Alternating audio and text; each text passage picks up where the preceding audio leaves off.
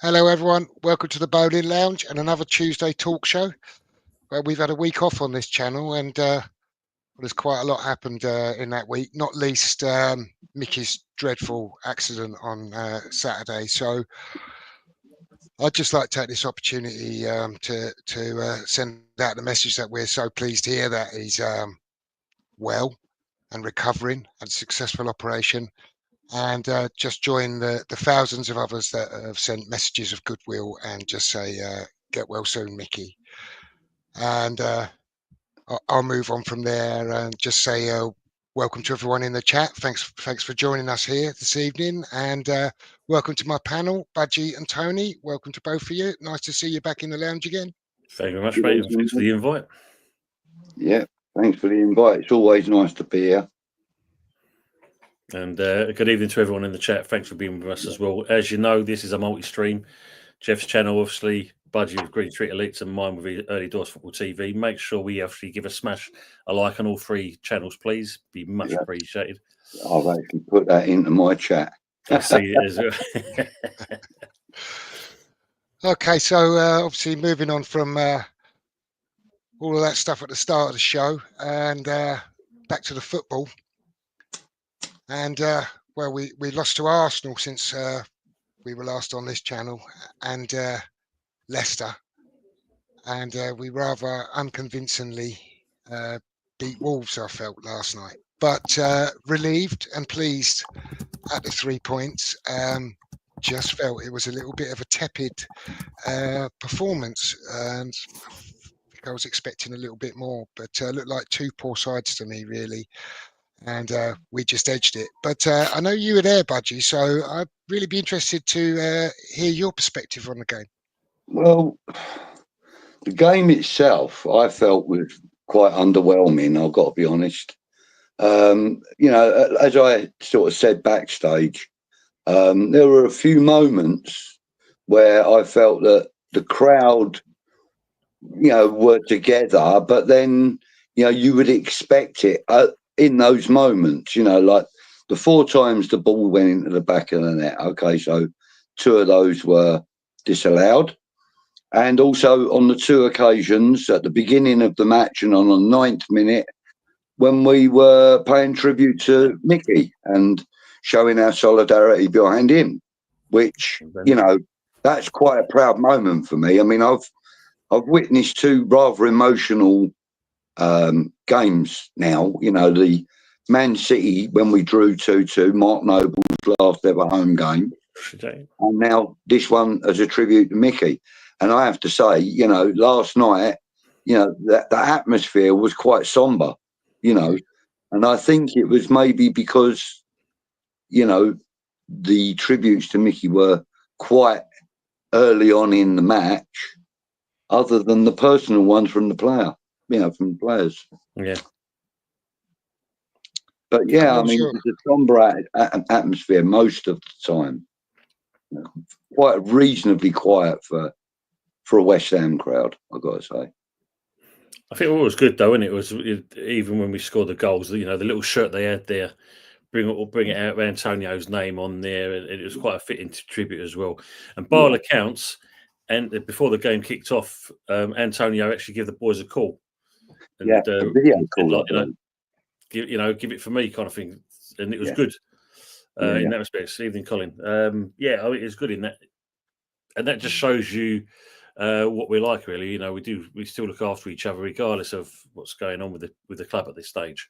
Yeah, Steve, and that was kind of in not that was kind of like the opposite of what a lot of the pundits were saying over the last few days about the club that there is no solidarity, that there's no cohesion in the club, and that, you know, everyone's playing for themselves, or a majority are.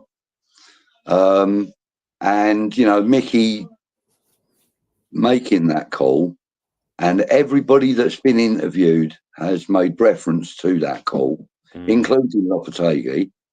You know, they've all made reference to that call. So it just goes to show you there is solidarity there. Yeah. You know what I mean? Whether it be strong enough to get us out of the situation we're finding ourselves in or not remains to be seen. But, you know, and it's great that other clubs have come out and, you know, passed on their best wishes to Antonio. I mean, I've had some people on you know, on my community page that have actually kind of sent messages wishing him all the best and all that kind of stuff. So that's nice. As you said, football is football at the end of the day. But when it comes to things like this, that's when it kind of really pulls people together, doesn't it? You know what I mean?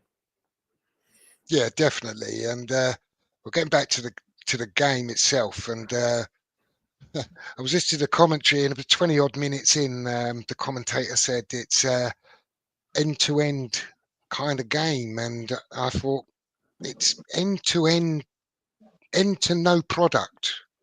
That's what it was.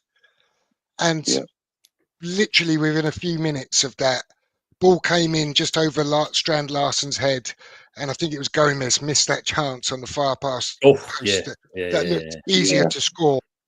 And a couple of minutes later, Mavropanos watched a volley onto his foot as he's falling backwards and fires it into the crowd. And I thought that just about sums up the game, right? The chances were created, but no one really grabbed it by the scruff of the neck and took those chances. Eventually got the goal with Souček. Great header from Souček, by the way. I don't know if he's trying to score or if he's just trying to put it back across the. Either way, great stuff from Souček. Beautifully controlled header. I don't know. To me, Buzz, I thought he had his eyes closed myself, but you know, hey, if he scores, happy days. Nice celebration, running to the camera and making the 9 with his fingers and all of that. And his interview afterwards, going about the call and saying how good spirits that Mickey in was so encouraging. And their goal, I mean, we probably should do better, but they just turned us running towards our own goal, and we were just vulnerable then. And he met it really well, didn't he? He did. I don't know if you could use their budge. Sorry, Jeff. I mean, up there. What I saw for the first 20 minutes, as much as we were losing the ball, we were kind of, both teams were really quite defensive. Every time you know we went on the counter or they did, you virtually saw 10 players back. It was both teams were like that. It was kind of like running into a wall. But you know, one of the points that somebody made in a chat somewhere over the last couple of days is that Wan-Bissaka, in fact, I'll tell you who it was. I believe it was Stell that mentioned it, actually. But, you know, Wan-Bissaka and Emerson are breaking forward at the same time, you know, every time, and leaving us exposed with only 2 at the back, which is a fair point. You know, that is a fair point. But last night, what I did see was Alvarez tracking back, and actually so did Souček. You know, I mean, Souček was quite a regular visitor to his own box last night, which was quite encouraging. But, you know, as I said, it was quite a mediocre game, you know, by any standards. It wasn't by a great goal from Bowen, it has to be said.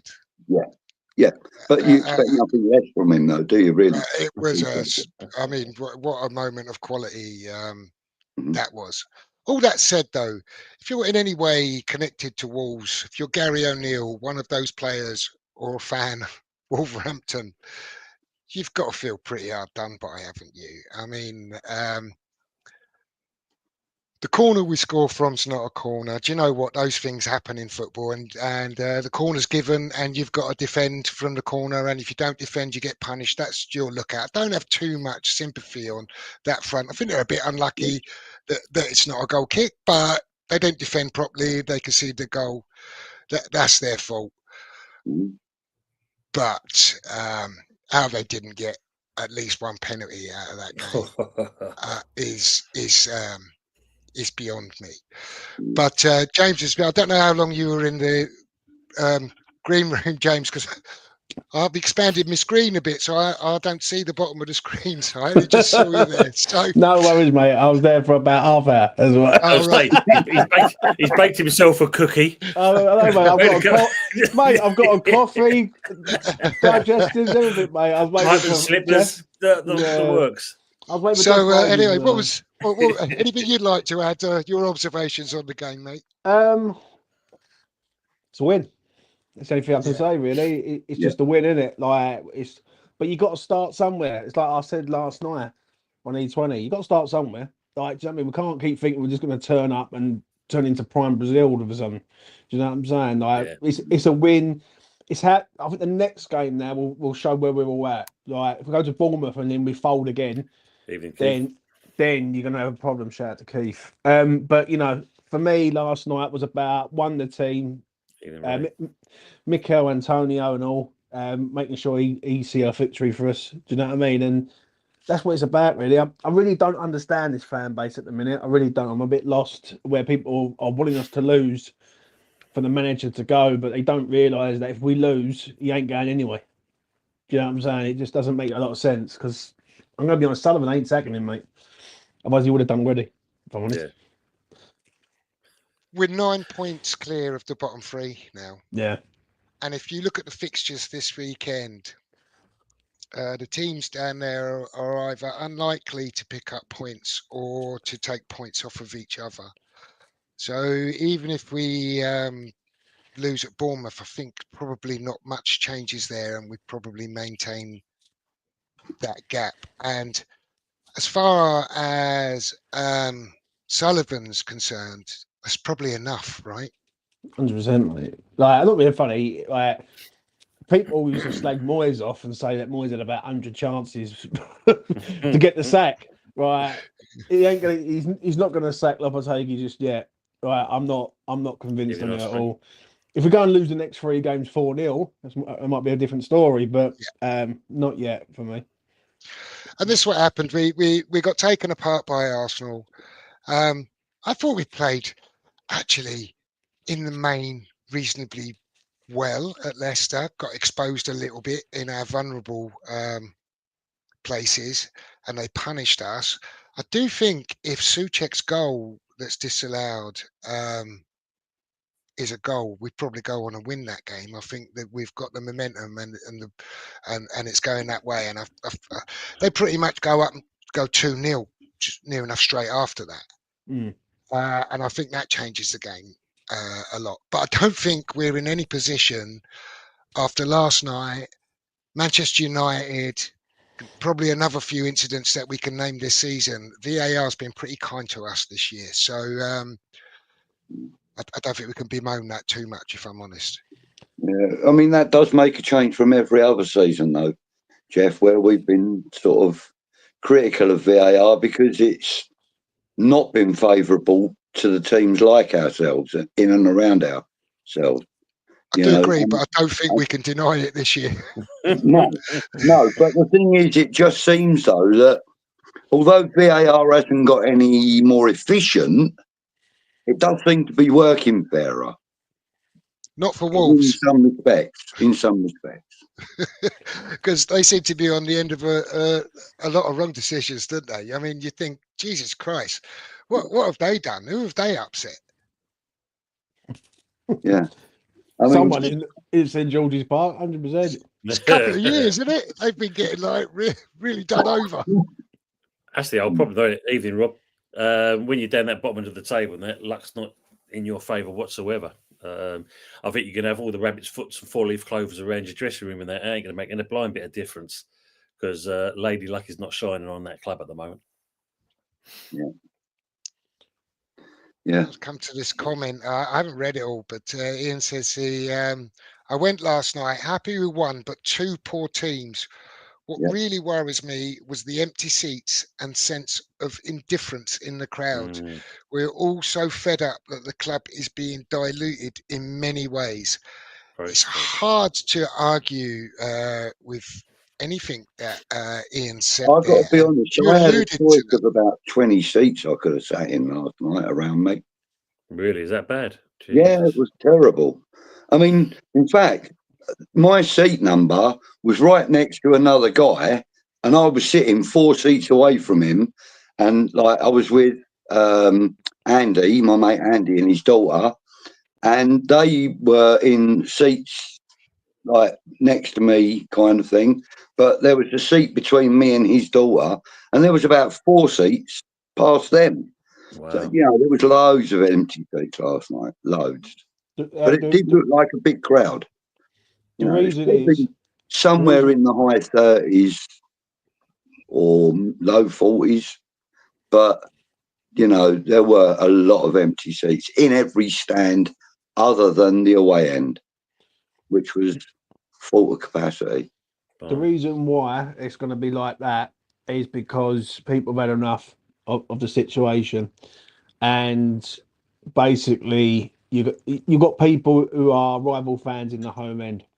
Yeah, if it's like this now, what's it going to be like in 5 years when all the hardcore decide to, I agree completely. well, when the Yeah, hardcore walk away?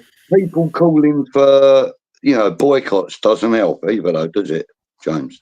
I think you've got to remember agree. it's Monday night. It's on telly.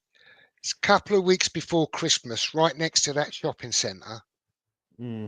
And so you thought it would have been packed then, Jeff. You know, the old man sitting in the stadium there while the wife's shopping in Westfield. Well, you know, maybe, but I think there's a lot of people get put off of that and think, fuck that. I'll just stay at home and watch it on the telly. You know, plus I don't need to spend that. I don't need to spend all that money, right, on a ticket. Yeah, fight my way through Westfield. Yeah, to watch what's getting dished up, right? Couple of weeks before, like it's on telly. Like, I just think there's an easy option for people. I don't know, Jeff, if I'm honest, because I can understand it on the 21st of December when it's right on top of Christmas. I could get that one, but not the beginning part, not like the 9th of December. I wouldn't really think it would make any difference. I think what it is, people have had enough of the manager, people have had enough of the owners, people have had enough of the extortionate ticket prices that they're paying, and what it is, it's building up to sort of implode to a point with the fan base. Like people are walking away rather than staying. And my worry is, and I was told this by a gentleman years ago, he said when Sullivan makes it into a franchise, you ain't gonna need the old hardcore fans there anymore, because what he'd do, he will flog the tickets to anyone. And basically goes anyway, doesn't it? Yeah, and the thing is, them tickets already bought and paid for. All the missing seats that was there yesterday, they're all bought and paid for. Yeah, exactly. Once they walk away, they'll be handed to someone else. It's a shame, but it's just a fact of reality, mate. Really, of how it's going. Right, you're right. And you talk about boycott. I mean, I'm kind of conducting my own boycott in my own way. I haven't gone this season, partly by design. Ipswich was going to be a kids for a quid game, and we had the grandchildren down, so I thought, you know what, fuck it, I'll take them. Yeah. When I went, the kids' tickets were £15 each, right? So I'm like, well, that ain't kids for a quid, is it? So I suppose they sold their allocation, and then whatever they were selling beyond that weren't for a quid. I thought, I'm not doing that. So that just reinforced my self-imposed boycott this year so far. I'm not saying I'll stick to it. I'm not saying I won't go to a game this year, but at the moment I'm kind of doing that, but I'm not telling anyone else whether they should or whether they shouldn't. I'm doing it for my own reasons, my own motivation, and I'll keep it up for as long. This season. Yeah, I'll keep it up for as long as I'm prepared to keep it up for, until I end up going. But in the meantime, I'm not that motivated to go, and I'm not happy with the ownership. I'm not happy with what they're doing about all the concessions and that. I think it's absolutely disgusting. I think it's a shame that there's so much apathy amongst our match-going fan base about it.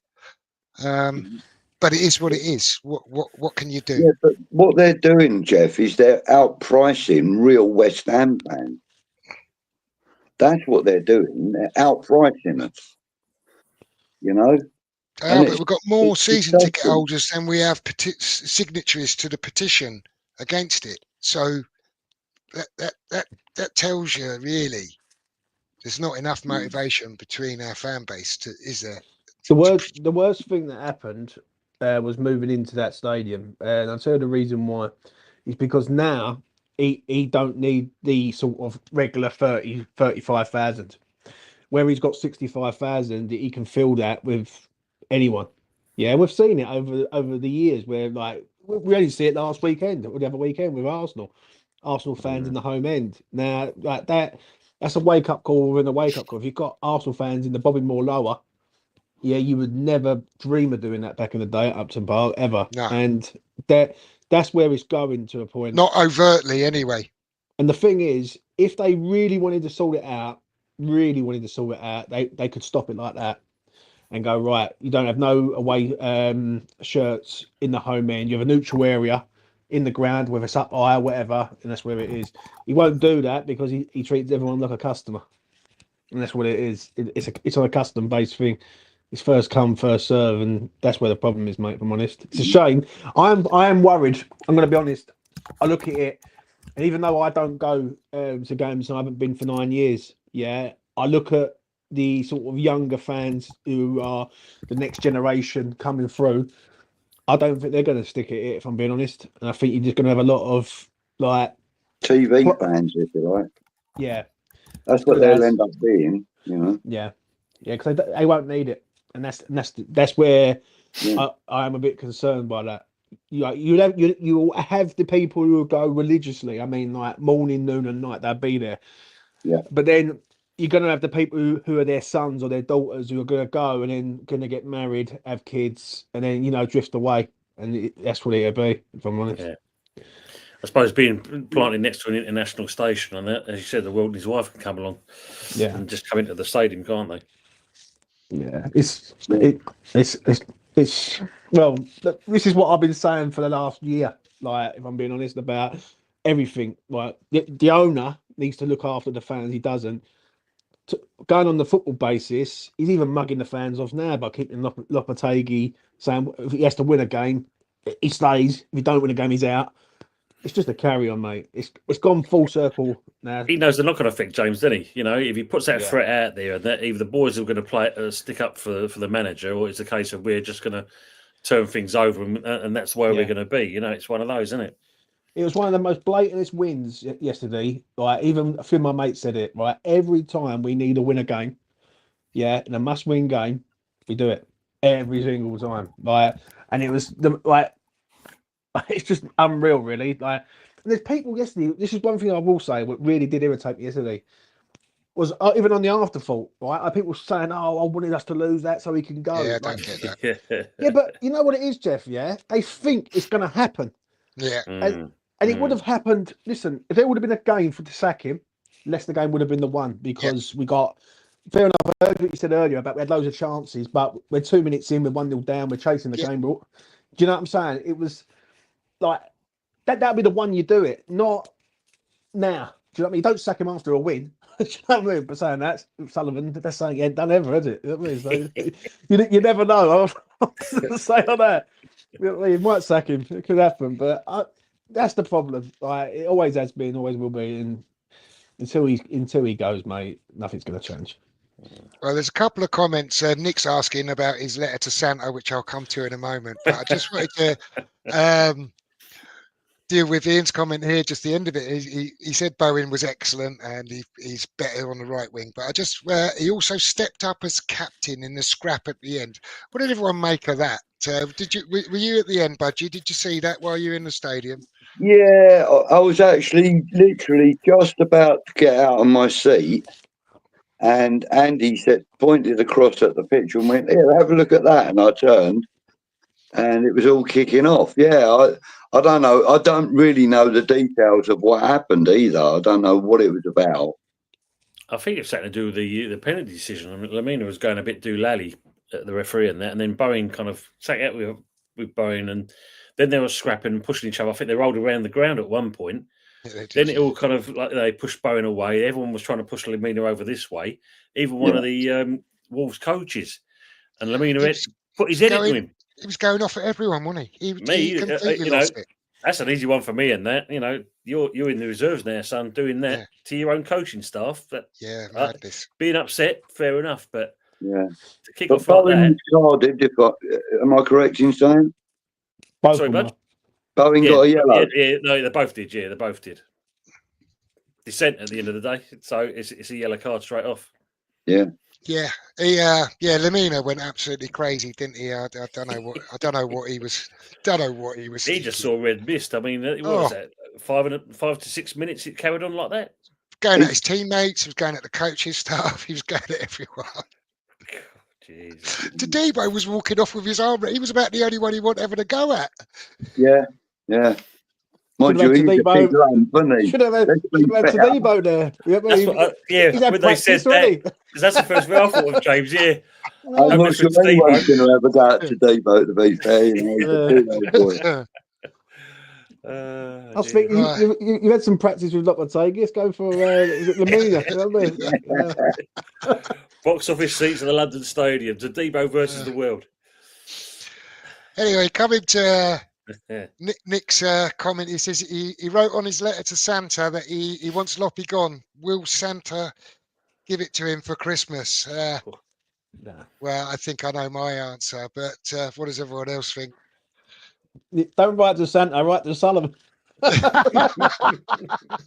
Santa ain't going to deliver. Sullivan saying that, but it is what it is. But it ain't going to happen, mate. Ain't going to happen. I am quite. Do you know what? Am I surprised? Not really, if I'm honest. Like we all know it that there's been chances with managers in the past where they've had last chance saloons and they've managed to pull it out their arse to a point, and it's another one like that. The only issue is now is it leaves us in a bit of limbo because we've got a manager that's just won a game, fans are not on the side. If he goes, for instance, goes unbeaten in the next 2 games, then what? Then we've got what I mean? We're in a bit of a limbo, aren't we? To a point.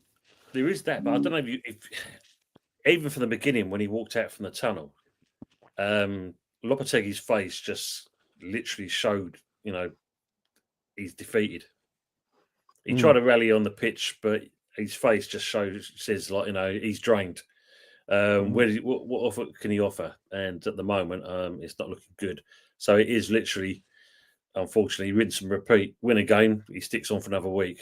Wins the next game, stays on for another week. Yeah, but who do you blame for that, though, Tony? Like, because I look at him, I don't look at him as that. Like, it's got to go out of his hands, isn't it? Surely.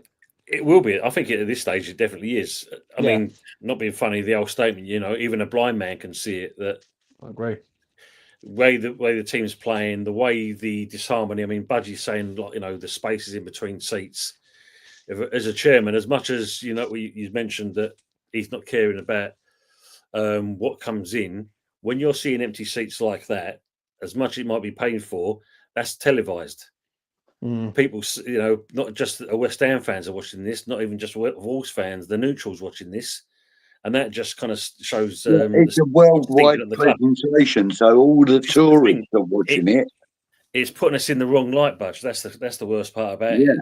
Exactly it's just the disharmony that this club's got currently, and Sullivan's got to hold his hand and say, "Yeah, that's my doing." But as you know, this man's too stubborn to turn around and do that. No. The thing is, he's already got his excuse lined up, hasn't he? Christmas. That's the first thing he'll say. Do you know what I mean? He'll say it's a Monday night, like Jeff said earlier on. Monday night, Christmas. People are going to work. You know what? We're going to give it a miss tonight. I watch it on the telly. Like, if it's like that against Brighton at home on the 21st of December, then it's a completely different scenario altogether because it's a Saturday 3:00. Yeah. But it's, the problem is it's gone on way too long. Like, one thing I will say that does really irritate me, is that last season there was GSB banners out for Moyes to get him out the door. I understand it. People want him out the door, right? Fair enough. But where are these GSB banners now? Because like, if you're going to stick with something, you've got to stick with it all the way through. You don't stick with it until you get what you want and then back away. Do you know what I'm saying? And I just think the fan base is a bit mixed, if I'm being honest, with everything. Like with manager, with owner, with players, everything. It's pretty united in its hatred. That's quite a strong word, I guess. Dislike of Sullivan on the board, I think, isn't it? I would say yeah, but you and me both know, Jeff, they don't stick to it enough. Like that's the problem. But with the concessions situation currently right now, yeah, surely people would be going, right, that banner's got to be out every away game. I can't believe that the fan base have not really united and got behind this, especially who it's targeting. Yeah. I think the problem on that, Jeff, there was a point, I think it was a couple of months ago, there was some statement from the club. They are letting up a little bit on the concession prices. And know that maybe certain people thinking, well, they've said something and they said that they're going to not go the full hog in the way they're going to completely dismiss the concessions. And probably people think, well, I'm happy with that. And just put the banners away. Let's just carry on. That is how they operate, in it, all the time. And also, to add to that, there are people that have had sanctions put on their season tickets. Interesting, that badge, isn't it? Being outspoken. I know one. I was on the train with him last night, and you know, he was. I'm not going to mention his name, obviously, but he was sanctioned for quite a long time for being outspoken, and then was invited into the London Stadium when he was applying to have his sanctions lifted, and they invited him into the stadium thing to apologise to him for being so heavy-handed with their sanction. So-called freedom of speech. Exactly. There ain't none, mate.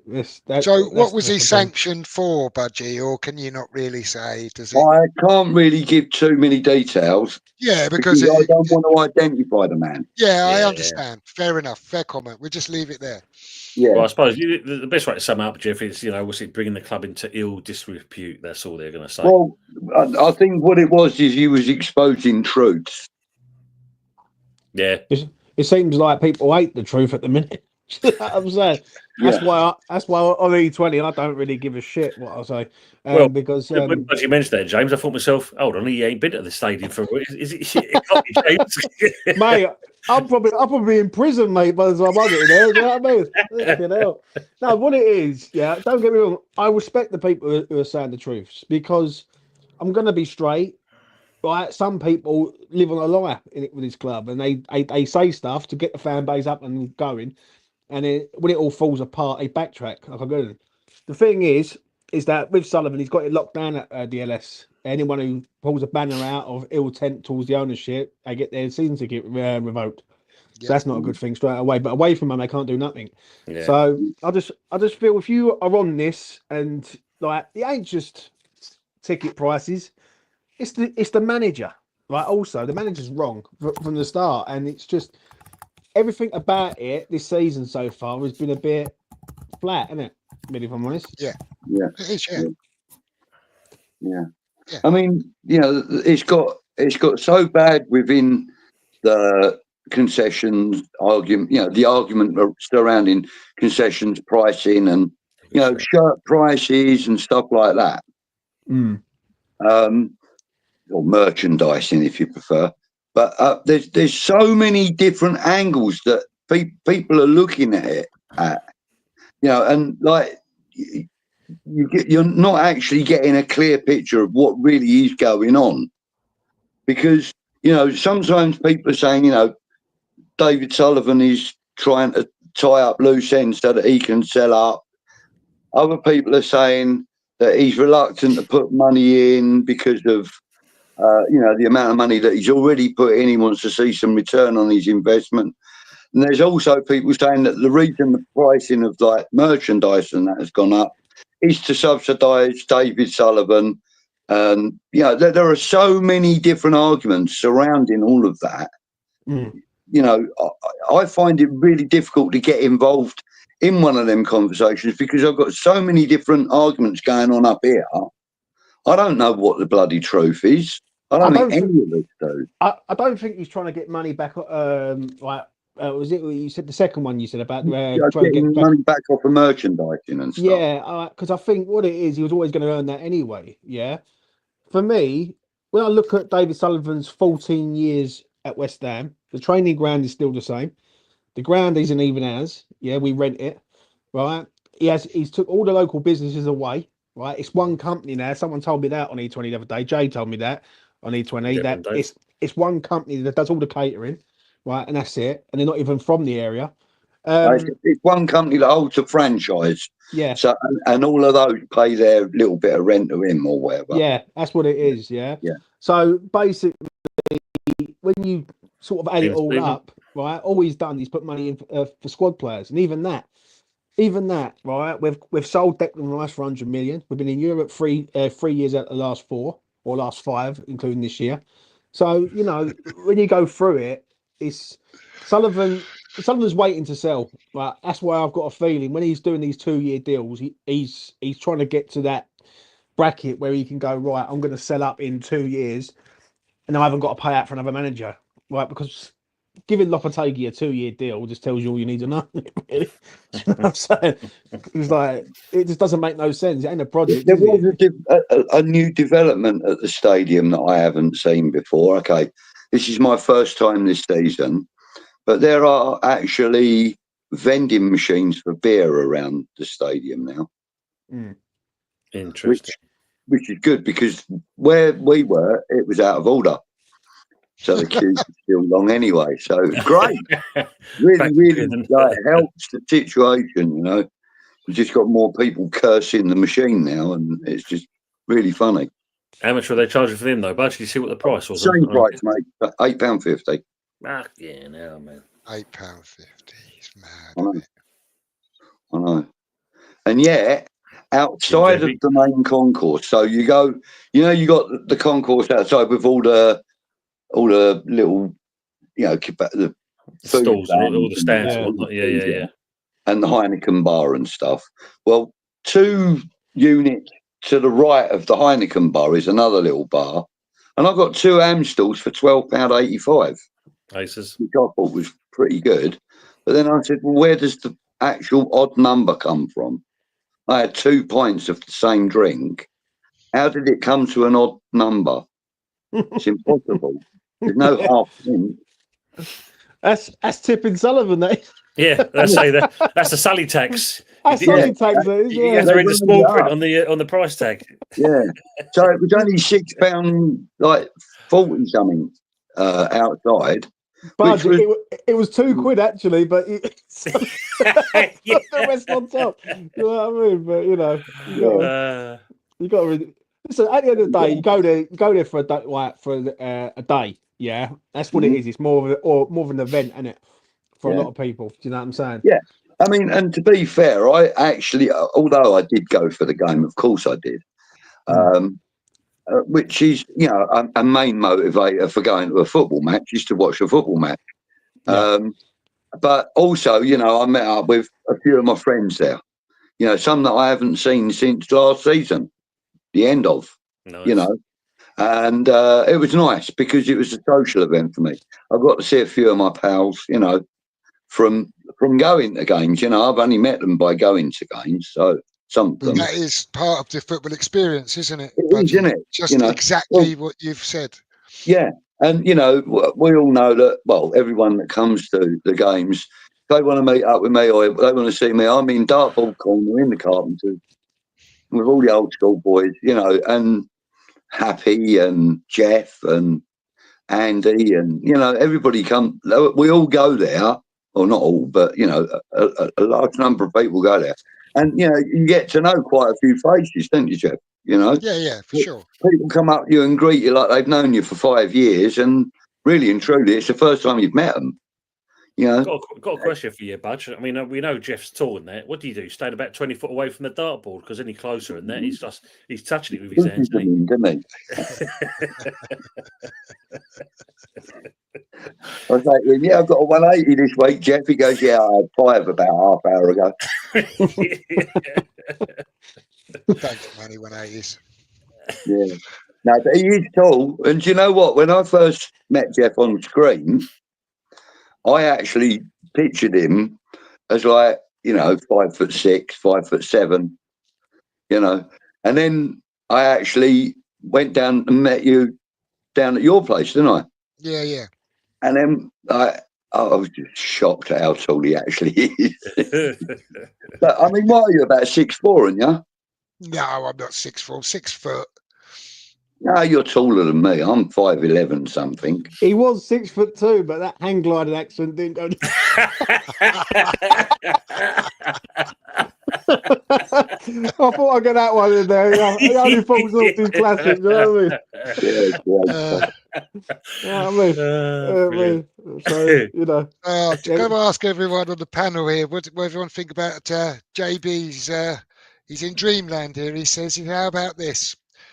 Carrick as manager, Nolan assistant, defence coach Rio, Noble as coach, and Dean Ashton as coach up top. Get Ludo in for goalkeeping coach. Not Rio. The rest of them I'm good. Rio's all Man United related, isn't he? Yeah, I agree with you. I'm not with Rio. None of it's happening. Well, Anton. maybe not none of it, by the way. Anton, yeah. Well, let me just say something, though. It is inevitable that Carrick will coach or manage West Ham at some point. It's inevitable. He will come to West Ham at some point. This is my personal opinion, but it's kind of, based on the fact that there's been a lot of talk about him.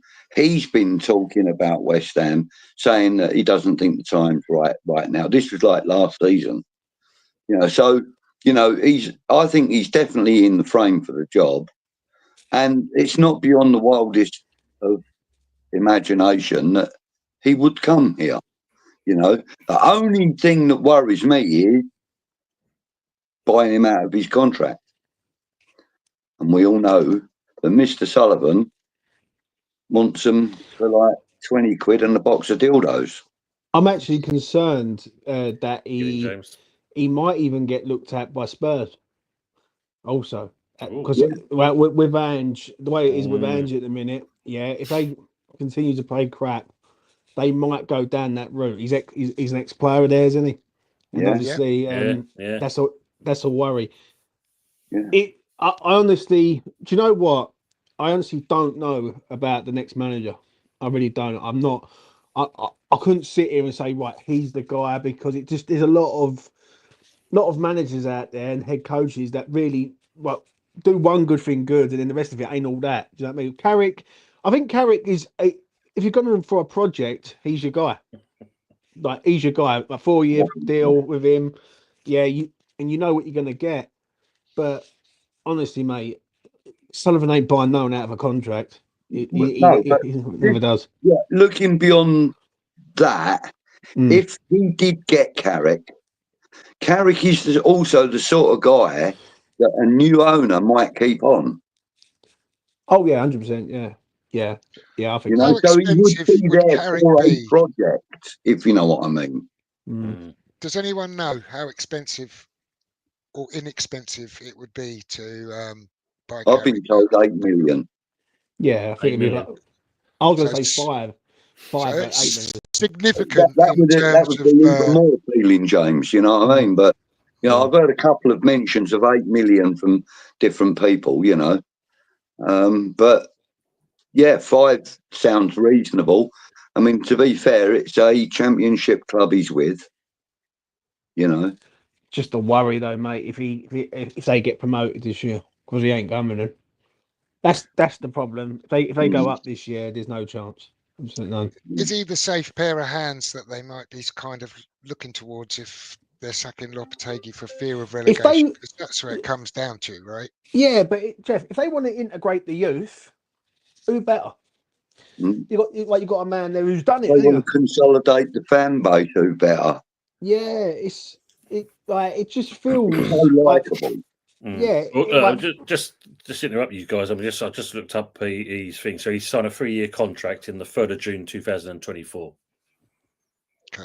Wow. So basically, he's got a good few years then.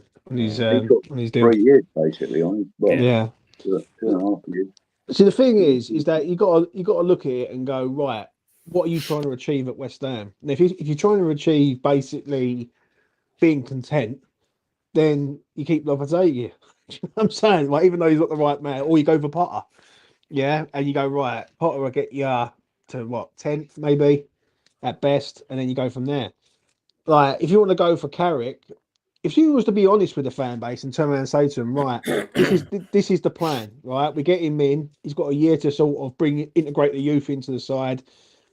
The first year's a 3-year, and then you start building towards your end goal. Then I think every supporter will be on that. I would find it very hard to find people who would not back an ex-player and believe in being told what the project is and believing in it. Do you know what I mean? Yeah. And also, I could see him being approached if, God forbid, if we did get relegated this season, I could see him being approached to get us up because he is the man that would do that. He's almost done it with, Middlesbrough, but with a better club, better players, I'm not saying that we'd be able to keep all the players that we've got. Yeah, I was just going to say, if we get relegated, have we got better players? Who stays, and then who do we attract? Because there's a big exodus of big names if we get relegated, right? Yeah, half a dozen names easily. There's a huge opportunity for the younger generation that are seemingly so good. They're down a tier down, right? It's a chance to prove themselves and maybe have a season of glory, right? And launch their careers into the Premier League. So that makes it sound like it might be a good thing to get relegated when you paint it like that. And I don't think that at all. But it might be an opportunity. But every cloud has a silver lining, don't it, Jeff? You know what I mean? Yeah. I don't think West Ham are going to get relegated now. Nor do I. Right. After last night being 9 points, because get relegated, that's a crime. From that position. And when we look at Leicester, Wolves, Southampton, 9 points. Everton, you look at them. I mean, yeah. If we'd have lost yesterday, different scenario altogether. Because then you would have been worried.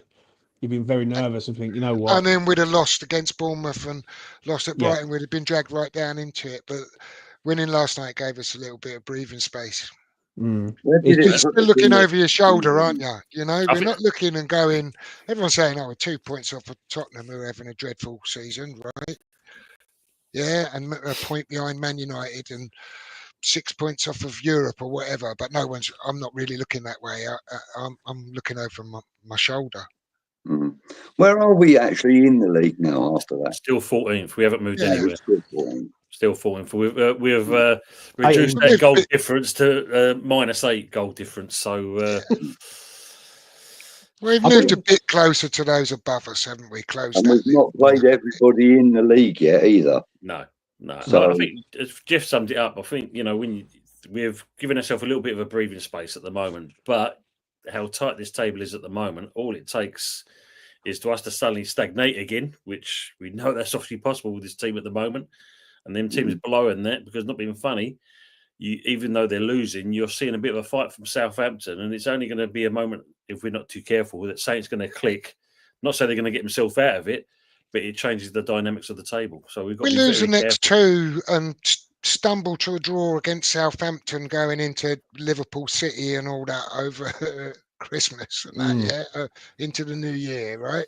We're bang in trouble, right? So we've got a bit of breathing space just now, but it's definitely nothing to be taken for granted. No. Then you can look at it another way, that if we go and beat Bournemouth, which we are capable of doing, we can beat Bournemouth, it changes the dynamics straight away. We're right up there. I think we're 10th. Beat Bournemouth, draw Brighton, beat Southampton, All right, suddenly get 7 out of the next 3. It changes our trajectory. But do you know what? It seems like every few weeks on this show on a Tuesday we go, the next 3 games are going to define where our season goes. And the next 3 games, and I think the last 3 games have kind of defined where our season's at. And our season was sort of going to be around mid-table, and we could get dragged into relegation if we're not careful. Well, look, Trinity has just put there, we're 7 points off a 5th. That just shows you how it could easily change around. Yeah. And the thing is, people said to me at the start of the season, we're going to finish mid-table. So where we are really is where people think that was going to finish in the first place. Do you know what I'm saying? It's just the football is a bit weird. From Lopetegui, we're playing these wingers or fullbacks, and it just we've got a midfield that don't exist. Like some of our players, like last night, Paqueta comes on for half hour, just does nothing. Sticks to place out. And he disgusted me last night. Alvarez, I'm one of Alvarez's biggest backers, but last night I was like, come on, mate, like you're playing with fire in the middle of the park, you're getting dispossessed in the middle of Stratford, and they're countering us, and you're struggling to get back. And even Mo, I'm going to say this. He had a poor game. Yeah, especially in the first half time. I agree with you 100%. Mate, he was awful. I think second half he was better. He picks up a little bit better. I agree on that. But the first half, you know, when you look at him, how he was dispossessed off the balls, or he was holding on to the ball and then trying to receive the ball back again. Completely agree, mate. Yeah, it's like, you know, what you're doing. And it was always split seconds every time. It was like they get the ball and you're thinking pass, and they're holding it too long, and it's it's too slow. And it was like, come on, right? You've got to pass the ball a bit sharper. And if you're playing a possession-based game, right, you've got to play a bit of 1 touch or even 2 touch. Well, once they're having 3 or 4 touches, and teams are sort of getting into position before they do it. You know, I mean, for me, last night was crying out for a classic Fornals or a classic Lanzini. You know, someone that would just make a spark. You know what I mean? Start something. Well, Budge, would you agree on this? And I'll ask you guys as well, and the chat. Do you think it was right bringing on Ings, or should he bring on Fulkrug? I think he was right to bring on Ings. Oh, he was awful, Budge. From what I saw of him, he wasn't great. He wasn't. They brought on Ings for Somerville, right? Yeah, well, yeah, because I did a watch along, and I was hearing people in the chat were saying, you know, what's the choices here? There was about 3 minutes of normal time plus 8 minutes added on. When he was that Ings on. There was some weird substitutions, wasn't there, Jeff? And he had no idea that there was going to be 8 minutes at that point. He thought there was only going to be 3 or 4 minutes for Ings to play, maybe 1 or 2 added on, ended up being 8. You know? Do you think he's keeping Fulkrug so that he's ready for Bournemouth? Maybe. I think he's probably not used him last night because we were already in a winning position. Because if he brings him on for 8 minutes or whatever, right? And then we didn't need a goal last night. And then he's not available. Everyone's going, what the fuck are you doing? Yeah. There is that to it. But what you just said there, Budge, you think about it, them 2 penalty shots that they've had, they were giving them that extra goal would have done us a favour. But I can't believe the Mavropanos one wasn't a penalty. Yeah. Well, can I ask you, what did you think of him last night? Because I was having literally a row with my chat last night. A lie. When they were saying he had a good game. He started off well. Right. You know, he was intercepting a lot of the actual challenges. He was intercepting, you know, the balls being played through. The second half was a little bit more susceptible to letting some mistakes through, and then we saw, you know, a couple of pushes near the end of the game. I don't know if he's blown out of his backside at that stage, but consistently he didn't have a bad game in my eyes. But as it went in the second half, near the end, a few times during the game as well. So he did do that as well. Yeah. You know, so you might be right. He might have been blowing out of his arse. My view of Mavropanos last night is overall, I think he had a decent game, but he scares the shit out of me. He makes me nervous. He never Yep. looks comfortable on Completely the agree. ball. He always looks like Yeah. he's going to make a mistake. And to be fair, he absolutely got away with one with that penalty, because I think that 100%. probably should have been a penalty, and that would have been his mistake that he makes, right? Overall, I do think he was decent, but he scares me, and he always looks like he's got error in him. Well, I think Yeah. it's deja vu for me and you, Jeff, because I think we said the same thing last time, didn't we? When he could have easily give away a penalty. Yeah, he can. Yeah, He that was was. not. He can be a liability, can't he? And that's the problem. We've got a player there that's basically got one error a game, sort of thing. Do you know what I mean? Yeah, Last yeah. night, like, One was I? costly error again. Yeah, like, was I harsh last night? I thought he was okay, but like when you see his performances, I don't ever see Mavropanos ever blockbuster the game and say, "Wow, what a performance from like Mavropanos." I don't really feel that. Do you know what I mean? Every time I see him, it's always like a okay performance or a decent performance. It's never an extremely good performance. Like with Actually, Kilman, James, the one game I thought he did have a really good game in was that game that he scored against Arsenal. I thought he had a good game that day. And after that, there came a shout over social media for him to start up front because we were having crises and all this, that, and the other. And I said at the time, there's a reason he used to be a striker and he's now a centre back. And there's usually a reason that people become centre backs that used to be strikers or centre backs, because they're not very fucking good. Yeah, and I think overall, if we've seen his attempts on goal, the way he meets corners, and I mean, his best attribute, his best chance to score a goal is from about 30 yards. If he fucking hits one of them thunderbolts in it, and catches one. Yeah. Other than that, his head's like fucking 50 pence, isn't it? So was his foot yesterday as well, Jeff, for that shot he had.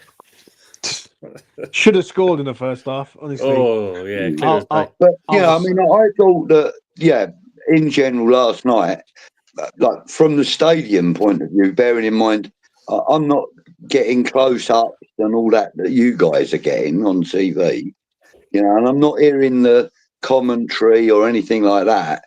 From a stadium point of view, I thought he had a reasonable game with the inevitable mistakes. So, I mean, like, we kind of expect mistakes out of him. And, there were them. And some of the points during the game between those mistakes, he played some reasonably good football. Yeah, no, I agree totally. Yeah, I think he was good in large parts. It's when he's got the ball at his feet. He always looks like he's not quite sure what to do with it next. And he always looks like he's getting close down a little bit too much. He had the measure of that lad that was coming down the left wing, though. He did, yeah, give him that.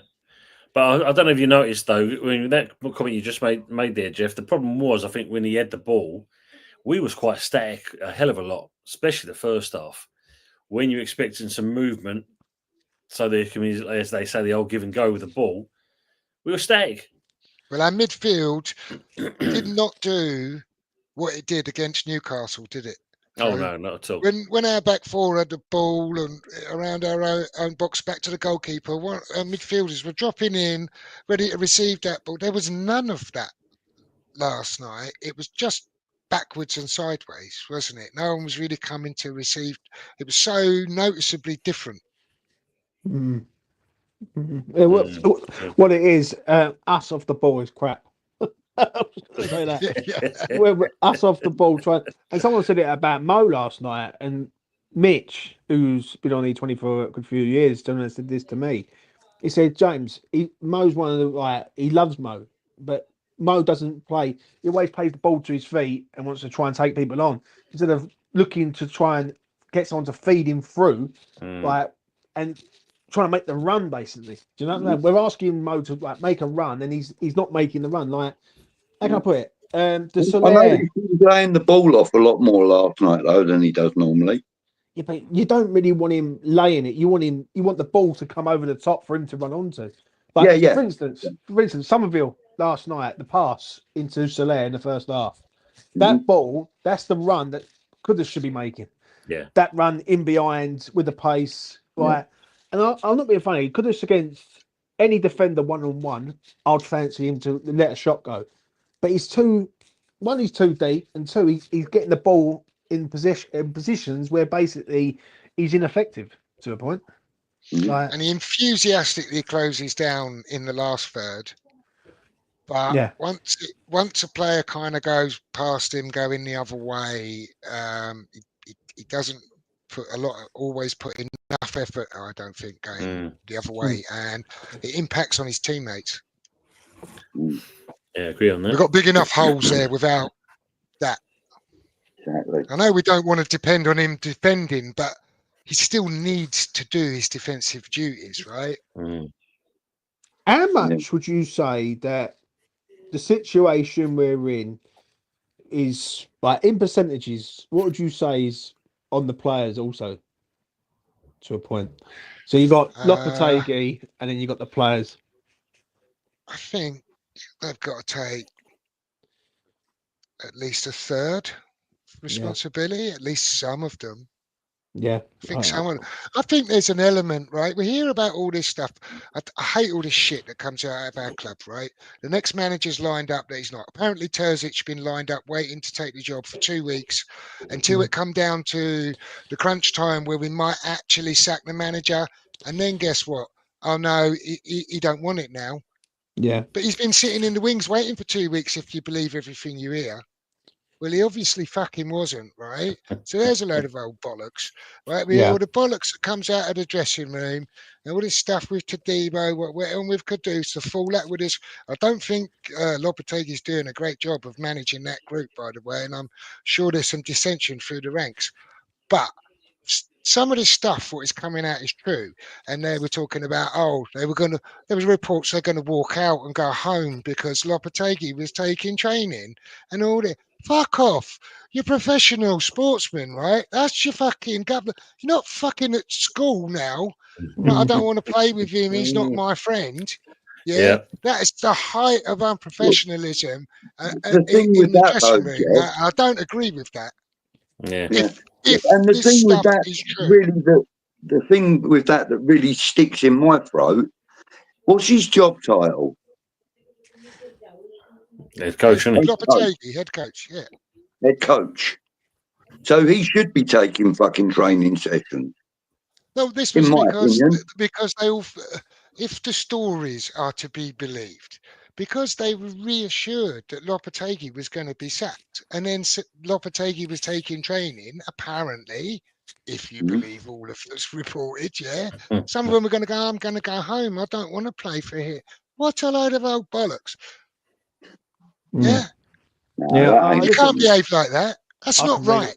I completely agree with you, mate. Honestly, that's why I was just letting you land on what you were saying. Like, it shouldn't be like that. I think what it is, I think Lopetegui's a bit soft. Like, he's not someone who puts fear into these players. I think what West Ham needs is a strong, robust manager who have no shit. I mean, none. Like, and I don't know why, but when I look at that photo there of us winning that trophy, and now together the everyone was. When I look at us right now, we've never been more divided, like as in apart with the players. Do you know what I'm saying? Is it the new players coming in and haven't gelled into the side? Is it the current crop are just not cutting it? I don't know, mate. I don't know. It's just. I think it's more the manager. You know, it's a manager syndrome, isn't it? I mean, a new guy comes in, you buy players in. You've got to try and get them to integrate with the new players. Yeah, and it's a way you deal with that. The fact that it took them a while to integrate players, obviously, that upset a lot of people. But going back to what you said there, for me and that, I think it was at one point 50-50. And as it's gone on so far, you can easily turn and say that 35% is Lopetegui and 65% is the players not playing for this bloke. Because it's clear and obvious in certain games you watch. You just got to, look at the last game. When Lopetegui and Bowen kind of, not the Wolves game, but the one before that, when you see him kind of huddle, you got Bowen turning away like that. It's a lot, I don't really know. And Lopetegui's doing exactly the same. So there's no harmony. And that's supposed to be a manager that's supposed to have integrated these players, which he said he was going to do in the first place. And it's definitely not happening. it would be interesting to see what is really going on in there, because like if the owner must know, right? He must know what's going on. But yeah, if he's sitting on his hands and going, nope, I ain't doing nothing about it, you got to deal with it, then I can get it to a point, because listen, not everyone likes their boss. Do you know what I'm saying? Yeah. Right, Yeah. right, let's be real. Whoever it is, like, there's always someone that you ain't going to get on with. So I can understand you can't keep sacking the manager on that regard. But then, for me, some of these players, I do think are down in tools to a point, and trying to get him sacked. Do you know what I mean? Like Lucas Paqueta last night comes on for 30 minutes of that game. Oh. Yeah, yeah. I nearly lost it last night completely with him in that last sort of 90 seconds of that game. When he's got the ball, all he's got to do is run to the corner flag, hold the ball, and it's fine. Yeah. Honestly. And then he decides to have a shot from like 35, 40 yards away. Yes. And I then thought we hadn't spoke about this tonight because I spoke briefly with the guys before we came on live about this, and I'll let you carry on, James, because you're just echoing everything I was saying. honestly, mate, honestly, it was driving me. Jeff, it literally drove me to the point of like I wanted to smash my iPad in a way, because it's clueless players. Yeah, it's in-game management. Right, Fabianski was going ballistic at him, rightly He so. was, and right, yeah, I completely agree, rightfully so. Right, and I'm glad he did, because he needs to be a fucking bollock in there. Do you know what I mean? To say, come on, right, we're 2-1 up with 90 seconds to go. You've got the ball at your feet. You're a skillful player. You go straight to the corner flag. You push everyone up, and And you he hold had that loads ball of there. space to run into, right? Yeah. And it was just, it's. I just don't get what some of these players like. I just feel it's a collective of everything. If I'm being honest, I think Lucas Paqueta is a problem because of the gambling thing, and we don't know where we are with him. Yeah, that's really sodded us up massively, if I'm being honest. Yeah, because he shouldn't be here. He should have been sold in last year, last summer, and he's still here, and he's here, and his mind is somewhere else, but his body's at West Ham. For me, Kudus, I love him, but is he looking for a way out? That's a major concern. Like that first half performance, and I agree with you, Tone, 100%. I was not happy with him in the first half. I was like, come on, Mo, right, we need you in this game. And the only ones who really sort of give it a go was Crescencio Somerville, picking the ball up and driving at people, right?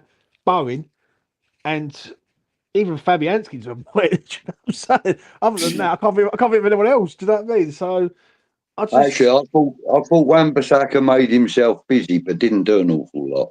Yeah. He was better in the second half. I think he was better in the second half, Budge. A lot of the time he was making himself available and not being used. So, but he was busy last night in the first half. Anyway.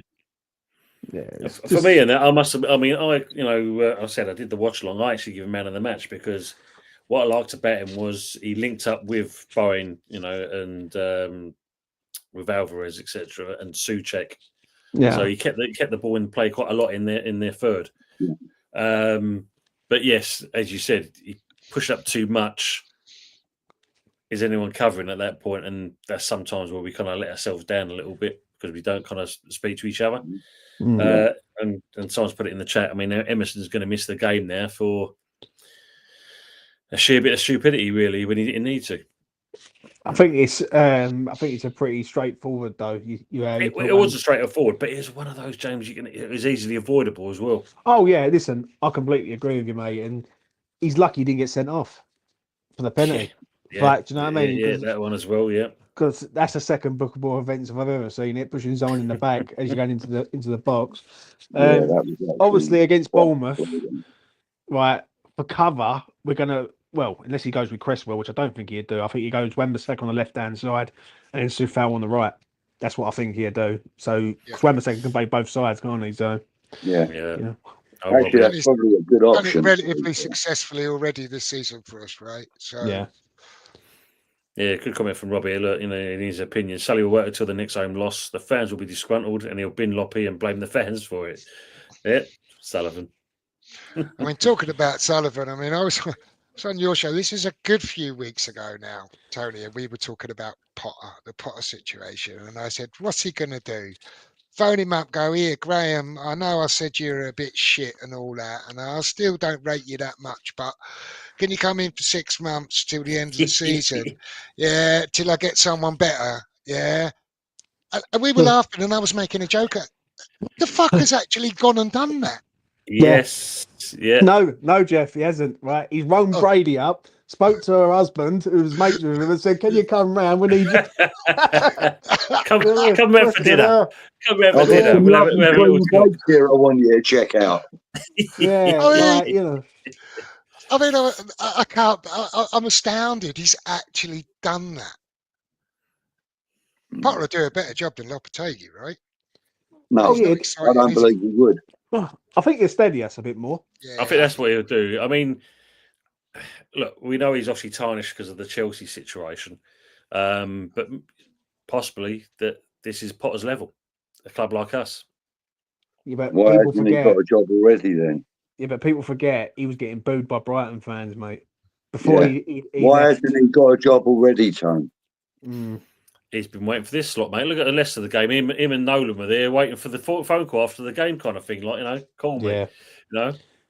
Yeah, for me, like the Brighton job flattered him to a point. I think don't get me wrong, he done a good job, but Brighton's recruitment is one of the best recruitments in the Premier League in regards of In the like world, Yeah. mate. You said this on Sunday, didn't you? When you One come of on the the Sunday, best in you the mentioned that. world. You know, Yeah, their setup and is phenomenal. it's How unreal. many clubs are regularly picking up players for less than £1 million and selling them for multiple millions? That's You what we know. used. That's what we used to do, Budge. Yeah, That's but what we Brighton used to have do. been doing Yeah. it for the last 5 to 8 years, I mate. know, but Yeah. we set. If in certain respects, we did set the standard. I mean, Ronnie Gow, the players he spotted and sold on for millions. Unfortunately, now it's few and far between from us lot. Yeah. But you got to look at it that even with managers, they're good. Like De Zerbi comes in, changes their style, they look better. This guy comes in, they've picked him up from St. Pauli, I think, out in Germany. So, and what I like it about the Brighton model is they don't mind taking risks, which is sometimes a good thing. Like, because if you don't try, you never know. But with West Ham, it's like we would It's rather have. very similar to the Red Bull model, isn't it, James, to be fair? Well, it's the money ball system, isn't it? That's what they call it. They basically buy cheap, buy in bunches of players, and then obviously in one or two of them players are going to go for a lot more than what they paid out as a collective. So if they buy, say, 5 players for 20 million, yeah, if they get 40 million, they've doubled their money. Do you know what I'm saying? Out of it. So it's like it's a very well run. Brentford have the same model, but not as good. That's why Brentford stay in the league. But Brighton's model is very, very good. But when it comes to Potter, though, I think he would steady us. I think you'd get the players on side, but I don't think this fan base at the minute will tolerate his way of playing. If I'm honest, Yeah. Thing with me for Potter is, if you'd have said to me in the summer, going to get Graham Potter, he's on a 3-year deal, I'd be a bit like, I'm uninspired. I think his team struggle to score goals, play nice enough football to get to the final third, all of that, right? If you're saying to me now, come in for 6 months, rescue the situation we're in, I wouldn't be excited about it, but I wouldn't be dead against it either. But what would be the rescue mission to a point, Jeff, for you? I don't know. I think he'd just shore us up, maybe get us a few more points than Lopetegui does. Yeah. And the thing is, he's not exciting appointment for me. And if he's on a 3-year project, I'm a bit like, ugh. But if we're looking at, we've got someone who's a firefighter who's going to come in for 6 months, and we've got to get rid of Lopetegui. If it's Potter, it's Potter. Do you know what? If it's Noble, it's like I'm kind of getting to the I don't care stage, right? I'll be back in a minute, guys. I've got to answer this phone call. All No right, worries, Budge. mate. And I do think this is where we fell down with the Moyes thing, because we've got a fan base now who are out there going, no one wanted Lopetegui. No one asked for this. My reply to be that would be, if you're in the anyone but Moyes camp, get me anyone but Moyes. Yeah, In a roundabout way, you have asked for this, right? Because you've got anyone but Moyes, and it happens the anyone's Lopetegui, and that's what we've copped, right? yeah. And so there we are. And I'm not quite in the anyone but Lopetegui camp, but I'm sort of fast getting to just see the season out. Let's just get this season behind us. What you just said there is absolutely what I said last night. People who were saying that last year, anyone but Moyes, I'll have anyone. Yeah, I think sometimes they've got to rethink on what they're saying. With Lopetegui, is this a long-term project? No. Is he going to benefit us this time next year? No. Is he going to get sacked this year? I actually don't think he's getting sacked. I want him out the door. I don't believe he's the right guy. And I think he's going to affect the players long term down the road. Yeah, players are going to want to go. But the problem is the owner always goes for these so-called managers with Premier League experience, right? And it drives me mental. It really does, because Arnie Slot ain't got Premier League experience. Iola at Bournemouth ain't got Premier League experience. Even so much as Arteta, like, he might have played in the Premier League, but to be a manager in the Premier League, he had no Premier League experience, and he'd come into his first management job with Arsenal. I think you've just got to be real with the fans from the ownership side of things and say, right, this is a project that we're going for. We're going for a younger manager. We're going to do this over 4 years, and our goal is to try and integrate the youth, make West Ham a bit of a force, i.e. in the Premier League, try and get us into the top 10 in the first season, and then kick on from there. I think with Lopetegui, is they've looked at the name, looked at the CV, and turned around and gone, yeah, that do. A la Pellegrini. Yeah. And it's when you look at him, you look at Pellegrini, it's chalk and cheese, mate. Literally, they're both the same. Like, and it's, for me, I just don't get it. I just don't. The problem is, that's on the ownership side of things. I don't know about whether Tone agrees, but on the ownership side of things, where you've got someone who's not as ambitious as us, then you've got a problem. And where Moyes outdid what the owner wanted, that's where we are right now. Whether you like Moyes or not, or hate Moyes, like whatever it is, that man outdid anything that any other manager's done in the Premier League era with West Ham. So you've got to match that with a new appointment. And as Mick said last week, the football was shit, or in large part, the football was shit. And that both statements are true, right? Yeah. Yeah. I mean, I still stick to it. I'm sure Moyes knew that, he's that season relied on him getting a contract or not. And I think once he knew that, he went in half-cocked with that last season. Yeah. And it showed. Well, that's the only worry, isn't it, with the 6-month thing? If we look last year at the players who knew the manager was leaving and the manager who knew he wasn't extending his contract, and everyone just kind of not completely down tools, but they did a bit, didn't they? In certain games, they just sort of did. It's like anything, though, Jeff. I just want to say this time, I'll let you land. Yeah, it's like anything. If someone if you're at work or you're in any sort of business, and someone pulls a contract from you, and you've been not promised, but you've been offered something, and they've pulled it back, it's going to piss you off either way. Whether holiday mode. Yeah, it's basically going to say, right, if that's how you're going to play it, you're going to pay me every penny up to the end. I'm going to sit this all the way out to the end, and I don't care about anything else. And I think anyone in their right mind would be the same there, right? I'm not saying it's right, but they would feel like that. Do you know? It's human reaction, Jamie. It's a human reaction. You do that, you're down tools. Yeah, down. It's like you want loyalty. I'm giving you that, and all of a sudden, this is how am I going to be rewarded? You can go stick up your backside where the sun don't shine, and then you do literally look off. Moyes had to go just for many reasons, because the fan base had just bad enough. And it was just a war with the fans.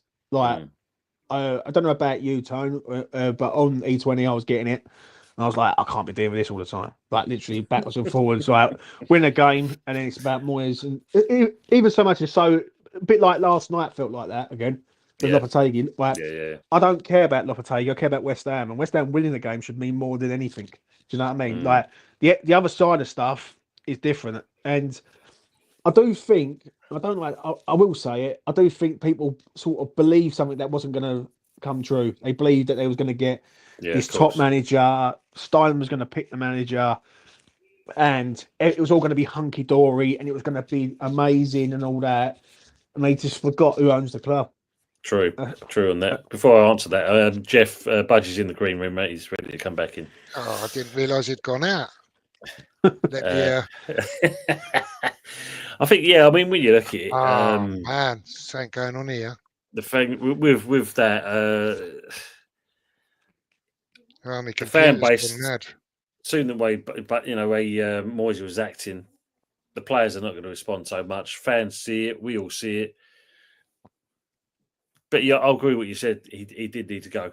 It got to the stage that I wouldn't say it become untenable, but you could just tell that we weren't enjoying what was going on. But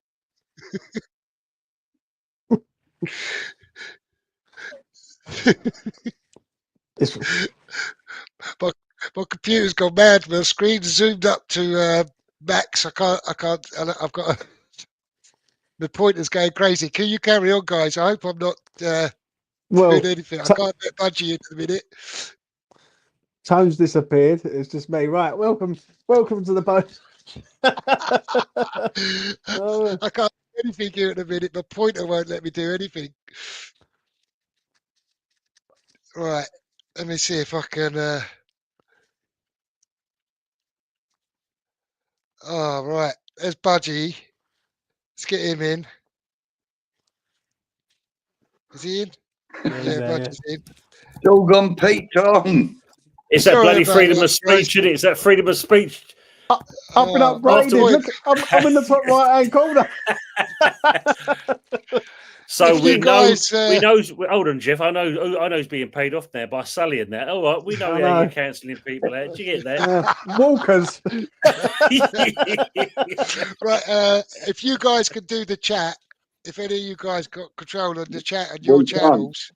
No, unfortunately, it's all through you, Jeff. It is all through you. Basically, you just read them out from there. All we can do is report or block them. How far back was you, Jeff? That's the question. No, I'm okay. I think computer just went crazy, and my pointer was going all over the place. It just zoomed out my screen. So I'll try and catch up with the chat, and I'll leave you to pick up wherever you were. Wherever I threw you out, Tony, if I did that. Sorry about that, mate. No, it's fine. It's fine on that one. Let's see where we were, Jeff. I don't know if you still had it start up with anyone. I can't remember the last one that he had up. I'm trying to think. I could actually I can find out. I think I'm somewhere around. I'll tell you where I was. I was just going to put Trini's comment up where he says we're 7 points off fifth, because I did star one of his comments earlier and I didn't get back to it, where he was saying about our attacking statistics and some other statistics, and just saying that it's just not coming together in both boxes. So, and that is correct. We are creating more chances, right? We are getting more possession than we had last year. And I think there are certain games where we're showing signs where we're trying to use that possession a bit better. But does that we're change? Failing. But does that change if we get two midfielders in? We just for argument's sake, we said right in the January window we get a striker and a midfielder in of energy, not people that are statues, right? Yeah. Does our team change all of a sudden? Because I think Lopetegui's at fault for a lot of things. I really do, yeah. But on one thing that I do feel sorry for him is the recruitment hasn't been as good as what we expected it to be, especially in the middle of the park. I know Solaire's doing all right, but I do think we lack energy in that middle of the park, and we lack someone who can pick the ball up from deep and drive. We haven't really replaced Declan Rice. I know it's hard, but No. you know we haven't. Yeah. That's the problem. And last year we saying Pablo now. we didn't miss him, but well, in some ways we haven't replaced Lanzini, and he wasn't even the player that he used to be when he left. No, Yeah. but he was still, in my opinion, still one of, until we got Caduce, of course, he was still one of the most tactically gifted players I've watched in the past 5 years or more. You know, he was tactically, you know, technically, I mean, not tactically, technically, he was really good with his feet and stuff. Well, I think we upgraded with Somerville, weren't you, when you look at on that respects, but we needed more than one Somerville. Yeah. Well, really and truly, we've upgraded Ben Rama with Somerville, haven't we? Yeah. You know, because he was the chosen boy for the left, wasn't he, most of the time? But you know, that's for me, that is a massive upgrade.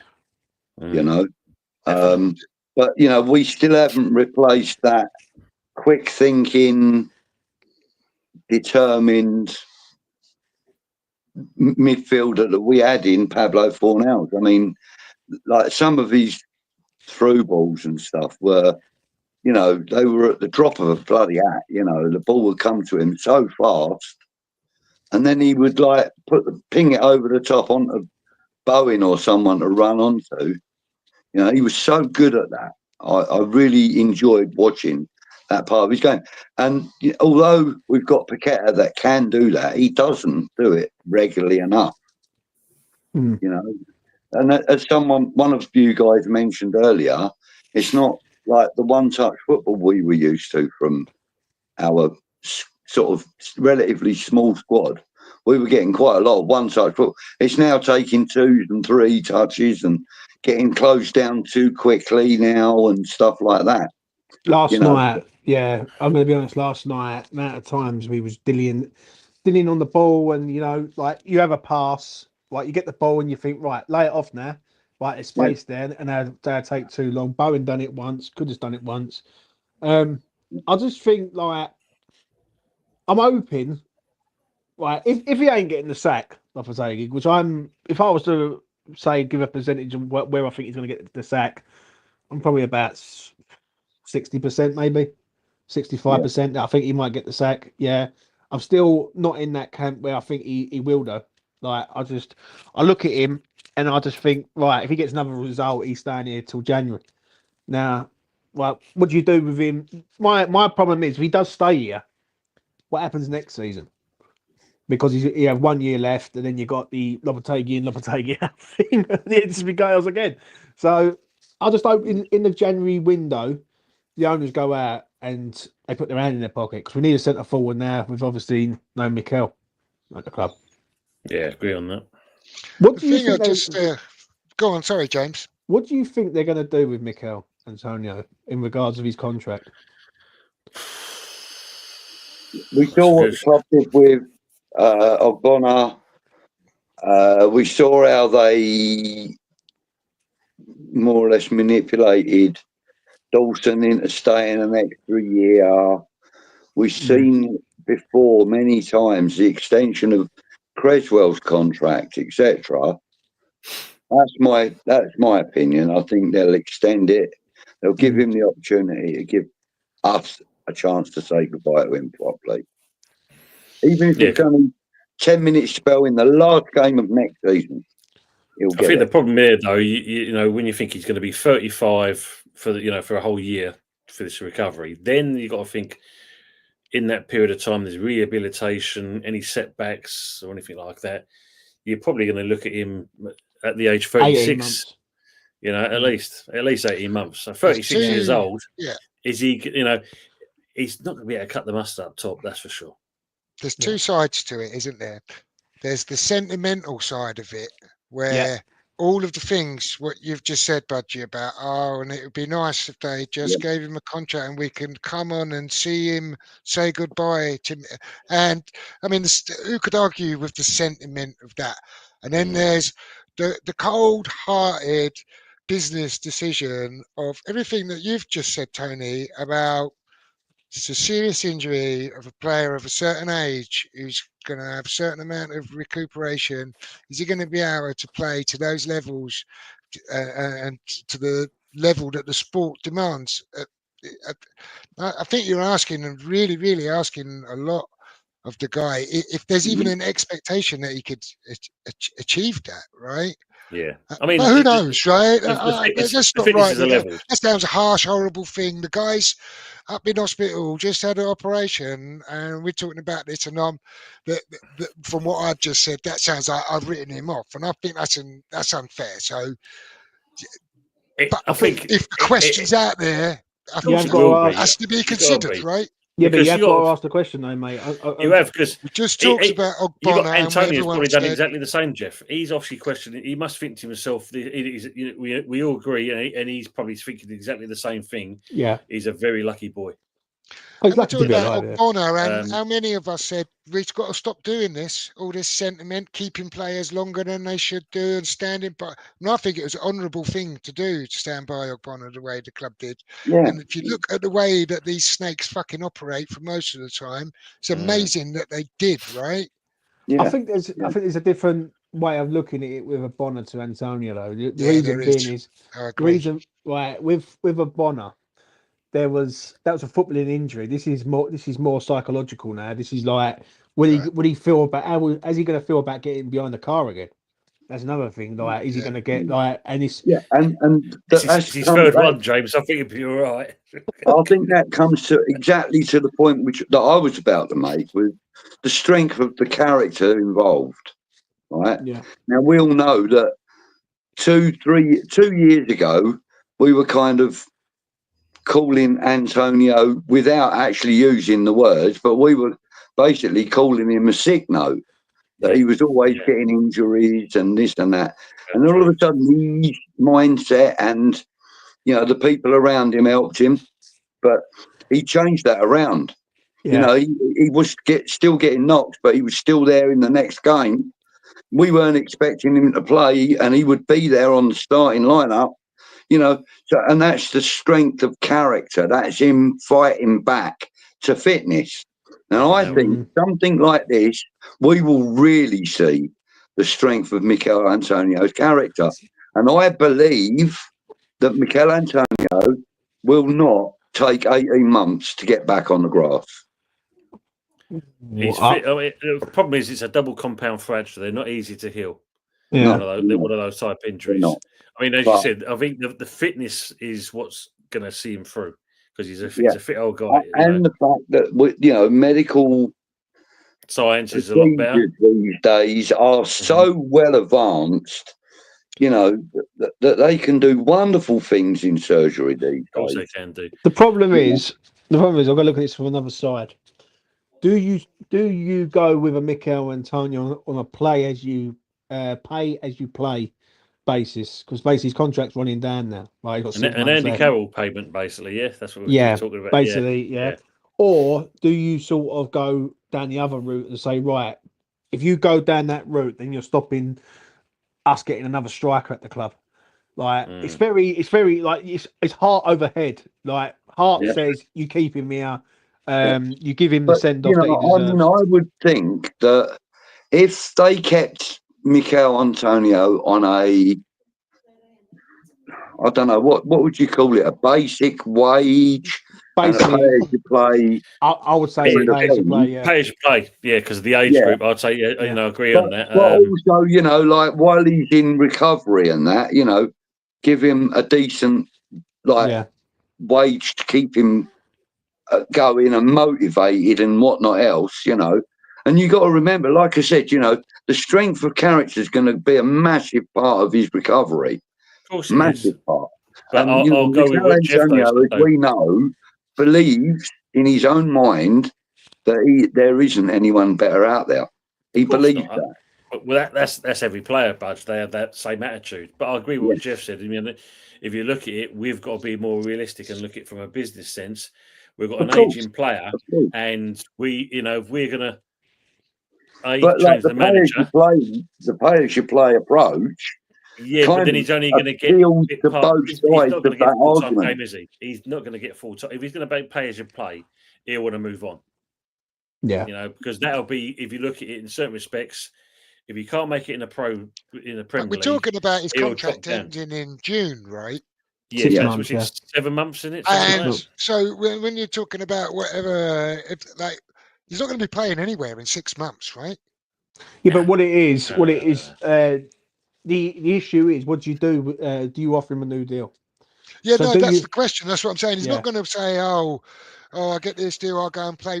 He's not going to be playing anywhere for. So if West Ham offer him any kind of deal, unless they Is this the insult actual him, end of his contract, or is there a year option No, available? I there think might this is be the an- end. This is the end. I think. I don't think there's any is there? extension. I don't think there's any Right, so extension. It's the they've end used of up the contract. extension that would have been on his contract before Yeah. then. So Yeah. I don't think there's any extension. So when you look at something like that, business sense, you pay the man off, and then you either give him an ambassador role, you give him some kind of something in the club, so he kind of gives back that way rather than being on Yeah. the pitch, I've got a and feeling. we move on. I've got a feeling he don't play again. If I'm being Yeah, I honest. don't think. I don't think he's going I to play tend again. to Yeah, agree. I think it's everybody's worst fear, James. You know, Mm. I to think be it's a big fair. ask for a man. It I is think a he knows big it ask, himself, Budgie. He knows it know. himself. Yeah. And I Don't hope see he that proves in me himself. wrong. Look, you know, Love I it mean, if I he know did. I've been banging on about the strength of character and stuff, and 2 years ago, you know, his strength of character gave him that motivation and drive to do, you know, to become a fitter player and available more often. But now there will be like 3 years have gone on since that period, so there's that extra wear and tear on the body. You know, look, I'm not blind. I'm not completely carrot and blue glasses about it. I honestly believe. Well, if his contract ends in June and they said thank you, Mikel, and goodbye, you can't blame them for that. Oh, 100%. 100% But agree with you on if that. they did say, look, Mikel, you know, we'll put you on, you know, 10 grand a week just so that you're not, you know, unemployed, as it were, and we'll give you, I don't know, 100 grand for every game you play or something, or whatever the case may be. I don't know how it would work, but I think he, you know, during his recovery period, they've got to stand by him. I don't think they will, though, mate. And I'll tell you the reason why I don't think they're going to, because they ain't going to give a player. I know I know what he is. He's been here a long time. I'll get all that, but they're not going to give a player that they fear might not ever play again. Like, he's got, first off, he's got a year's worth of like rehabilitation, getting back and everything. Then he's also got to get back to match fitness. Then by that time, he's going to be older. He's going to be slower. I agree. I do agree. Yeah, what done me more than anything the other day when I heard the news, and it did choke me a bit, is that might be the last time we ever see him in a shirt, and I don't think he deserved to go out like that. Like, don't get me wrong, he's lucky to be alive. But then, you know, I mean, one would expect him maybe at the last home game of the season that they would bring him out, whether it be on crutches or in a wheelchair or whatever the case may be, so that he can say goodbye to us lot. Yeah, I think they'll do that as a mark of respect. I mean, like, you know, when you think when Oggy finished, Oggy you came got to onto remember, the we're pitch, talking about the club record-scoring Premier League goal scorer. Yeah, they'll do that, but I'm sure they'll do that because we have got a little bit of respect. And that isn't just being sentimental about it. That's also, you know, kind of like the hardcore facts. You know, he is our record-scoring goal scorer. Okay, Budgie, I'm gonna wrap this question up. I'm gonna test your sentimentality meter here, right? I'm gonna wrap this question up in a different scenario. Mickey Antoni doesn't have a car crash on Saturday. Yeah. Yeah. Plays and performs as he has been, and we're contemplating now on this show tonight.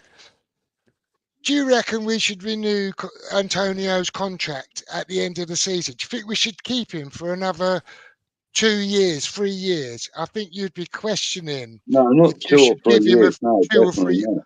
Okay, so if you then say we're going to renew his contract, but he won't play for 18 months, how long is his contract going to be renewed for? It has to be a minimum of 2 years, right? So would you say at 36 years old, you're going to give him a 2-year contract? But if his recovery is over a year, yeah, I understand where you're coming from, but there is still 6 months of this season left. Right? There is still 6 months of this season left. Yeah. You So know? if you weigh it out 18 months. At the end of the following season, he probably would be ready to play on grass under those things, you know, under those. That's 2 years then, right? Yeah, no, so you have but to give him a 2-year contract. I asked the question: is this the end of his contract, or has he got a year's option available? He hasn't got the answer I got was there's no option available. Yeah. So my question to you, the answer to your question, Jeff, is no. You don't. You don't offer him another contract. Yeah. The problem is the fact is he has had this almost life-threatening accident, and my belief is that his employers, regardless of who they are, should stick by him until he's ready to move on. Sure. So really, I'm saying your answer really is driven.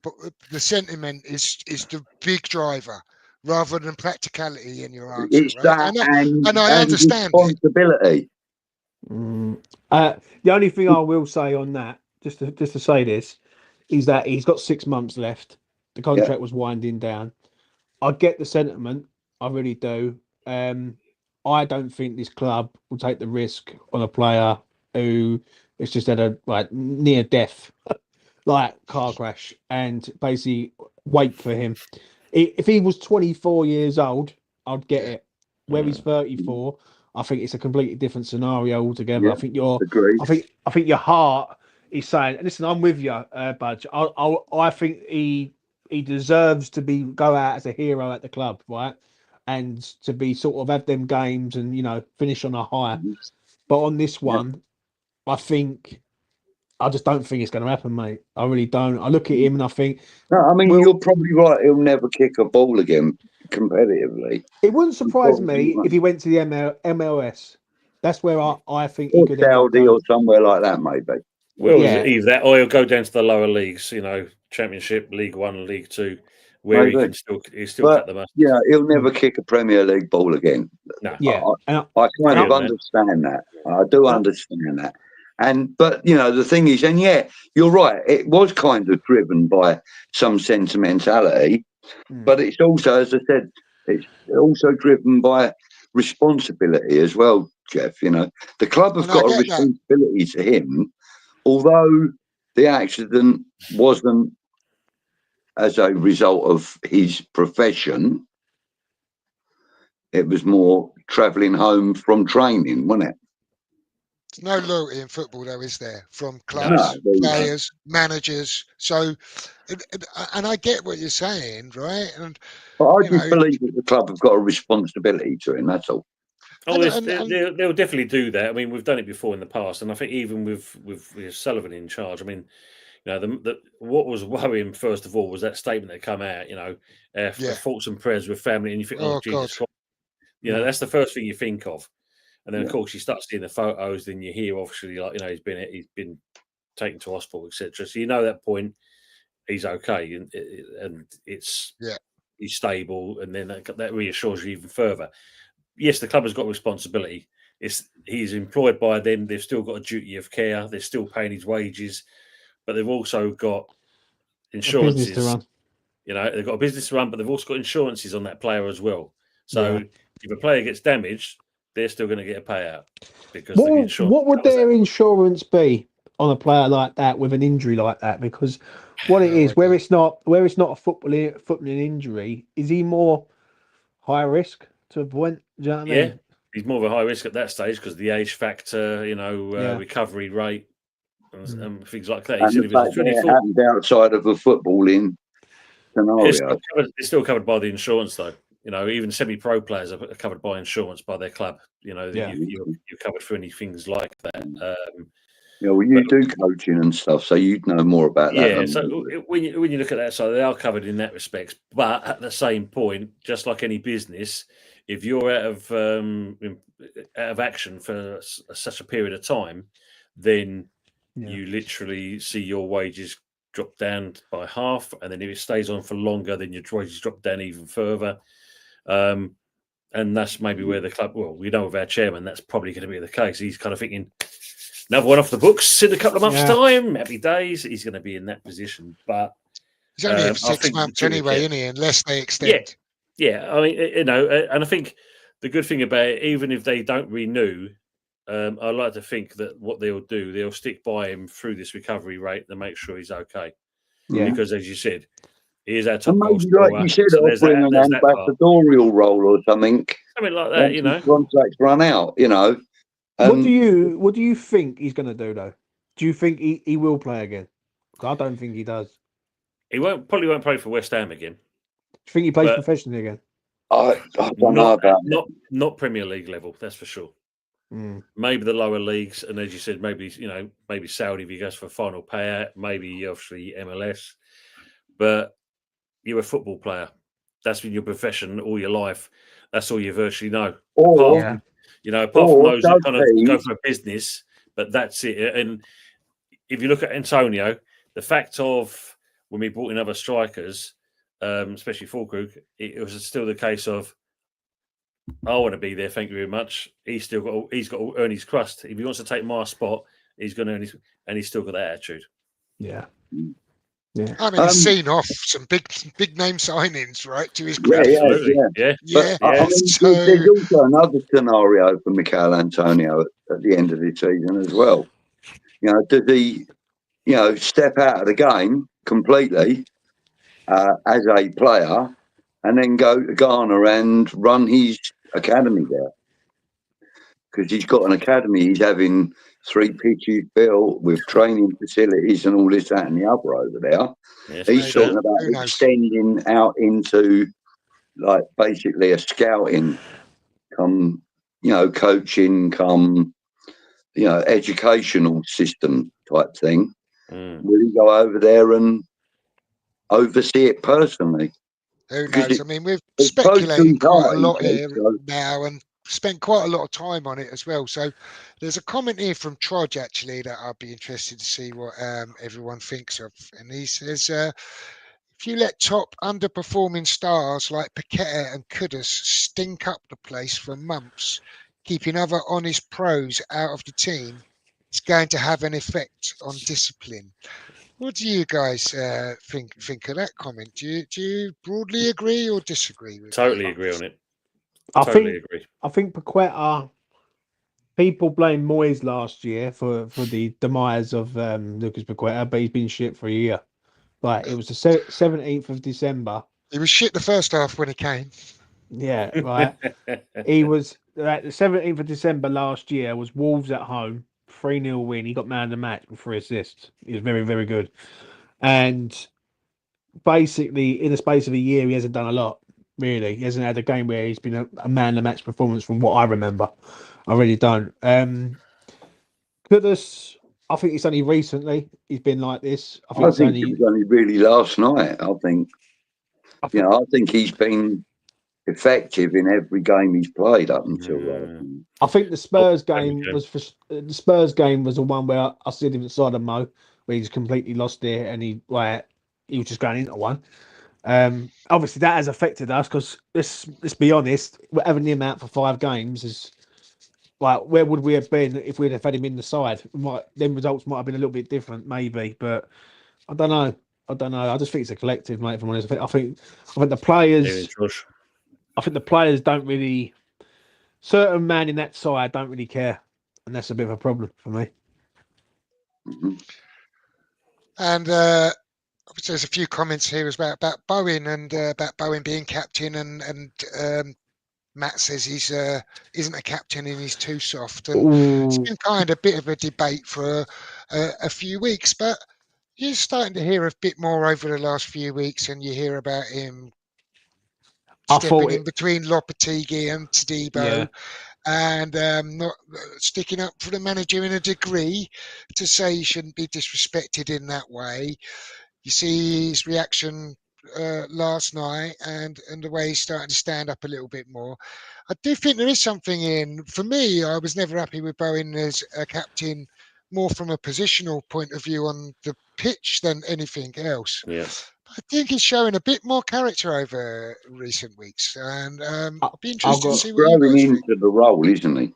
Yeah, I've got to disagree with Matt on that one. I thought last night, he held himself absolutely impeccable from start to finish, from the beginning of the game to the end of the game. The interviews he had to do in regards to Mikel, the way he conducted himself in every interview was superb. He's got the weight of the whole club on his shoulders, Jared. Right, and that's one thing that I think we'd all agree on, 100%. And as captain, he's trying his hardest, and he's trying to lead by example. Should Tadibo be really having a fight with the manager? Absolutely not. And it is disrespectful. And in any other walk of life, Tadibo will get the sack. Yeah, Like, you know what I'm saying? Like, if you've done that in any sort of other job, you'd be getting the sack. It wouldn't be the manager getting the sack. So I can understand it, but I do think Bowen, out of the crop of players we've got there, he's the only one I really trust, and probably Souček to a point. The rest of them I won't trust it, as far as I can throw him. I'd give it to Kilman, I must admit. But going back on the comment there, what Matt said, I understand the comment, because if you look at when he was first given the captaincy, it affected his game. He wasn't making the same runs. He wasn't as pacey as we know him to be. For me, what changed it is the England goal. That's what changed him. And from that point onwards, that's when he found his balls, and he's starting to grow a little bit more into the role. Needs to be a bit more vocal, but since that England goal he got his confidence has picked up from that game. I agree, but I do think he speaks well. He doesn't lose his rag, so he don't very rarely get booked. So there you go. This is having a fight. There you go. Yeah, he did. I've just started a comment up here from Usual, which made me smile. Says Tony Bloom and the Gimp are a million miles apart as chairman of a football club, and there's never a truer word said there. Run in a completely different manner. Oh, definitely. I'm going to try and catch up with the comments a little bit, and I don't know about you guys, but we've been going quite a long time tonight. Hour and 51 minutes, mate. Yeah, so I actually have to try and start wrapping it up.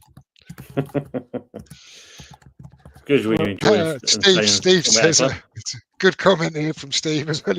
As he said before, only West Ham could get a coach worse than the one they got rid of. It is true. Yeah, look, Duran, what we missed out on that kid.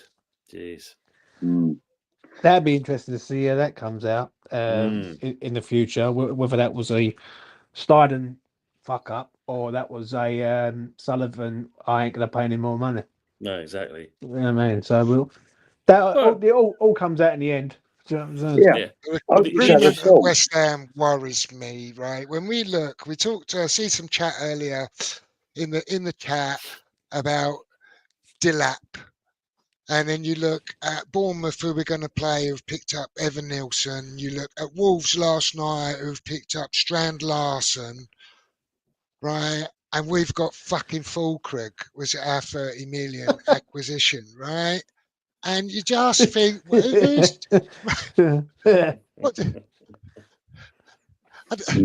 someone answer me how that happens, right? I have no idea. Well, it's the West Ham way. Yeah, I was going to say that as well. Let me offer an idea to you, lads. If Lopetegui is going to get sacked and we're going to need basically a firefighter until the end of the season, what about Bilic? He won't do it. Don't know. He won't do it. He'd tell them to go loves the club. fuck that. He does, but he don't fucking hates them. And by the way, did you see the state of Bilic when he walked out of this football club? You got to feel sorry for the man. He was fucking broken. What is it with us and us breaking managers? They do. They fucking break managers. Them Literally, cunts. like they look like they've I said really bad word. Yeah. You just imagine the conversation. Yeah, is that Potter? Is it? Yeah, welcome to West Ham. Come out to us now. We'll look after you. We'll make sure you're okay in there. You know, got a good care plan. You'll be fine on your dentures and everything else in there. Don't know about the hairstyle, but don't worry about it when you leave the club. You'll be fine.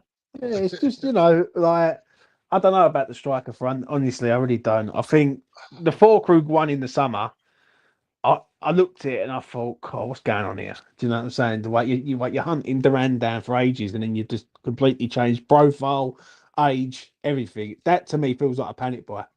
It felt like West Ham was trying for Duran. Yeah, and then basically had to change tack. Now, hindsight's a wonderful thing. If we would have got Duran, would we have got Somerville in? Maybe not, because we might not have had the money.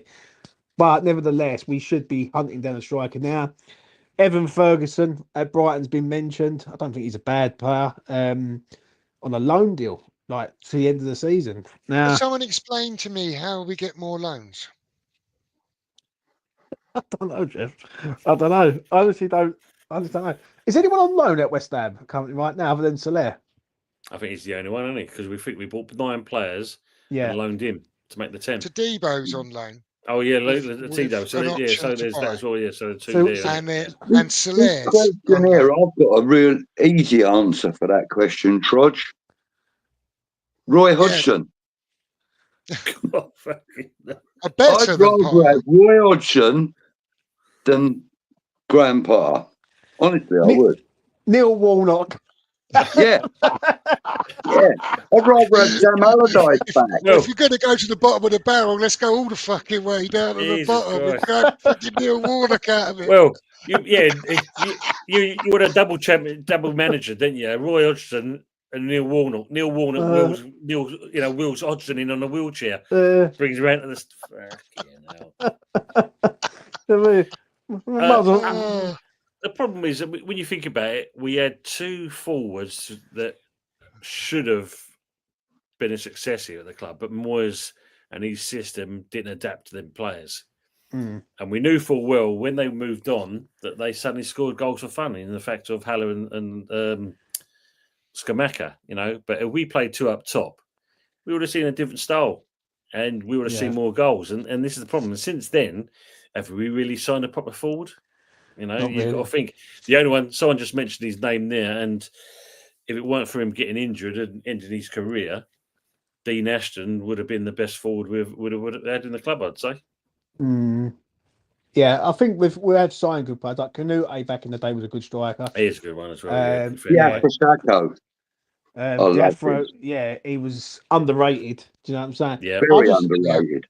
I just feel when it comes to that's the only issue that I've got with Steiden to a point is where he's been here for such a Steiden's been here 18 months, and I would have thought he would have nailed down that striker position. Like, listen, what's happened to Mikel is a bad thing. Don't get me wrong, but we all know in 6 months' time he would have probably left and gone on to do a new adventure somewhere else. Well, obviously, it ain't the case now. I would have assumed when Steiden walked in the door, the first name that would have been mentioned is striker when he won, because we ain't good at picking strikers. And for me to go out and not have a striker, in the ranks who's decent is a bit of a joke.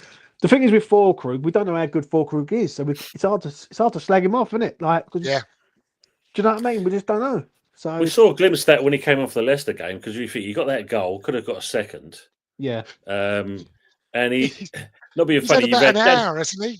Yeah, but if you look at though, Jeff, the different when you think about it, I think for me, if you look at like Danny Ings, what that bloke needs is to score a goal. He scores a goal, and that it'll take the weight off of his shoulders, and we might see a bit more out of him. But with Krug and that, he might have only played an hour for the club, but at least he's already got one more goal than what Danny Ings has in that respect. He's showed a bit more. And he got an assist as well. And that as well. Yeah, so when you look at it, Budge, he's already got stats. For the hours play. Ings has scored. Yeah, I know he yeah. scored, but He Yeah. scored But 4 now, Fulkrug and looks he more. scored 5. He looks more clinical at finishing than what Danny Ings does at this point. And that's why I said about looking at yesterday's game, I would have brought Fulkrug on, even for shits and giggles if need be, but he would have more chance of probably putting the ball in the back of the net than what Danny Ings would have done. I think actually Colin think said he goes in earlier on January. that he would have liked to see Guilherme come on, and Yes, I know, Colin, yeah. I think it's a decent shout. Why couldn't he have brought Guilherme on for 10 minutes at the end of that game? I still don't get this signing. I really don't. Not when I look at the chaos that we've got at the club right now. I know he's a future wonder kid, and I've seen him live once, and I think, yeah, he does look quite a decent player. But when I look at 25 million, and we haven't really got a decent midfielder like amongst us, like it just that one irritates me.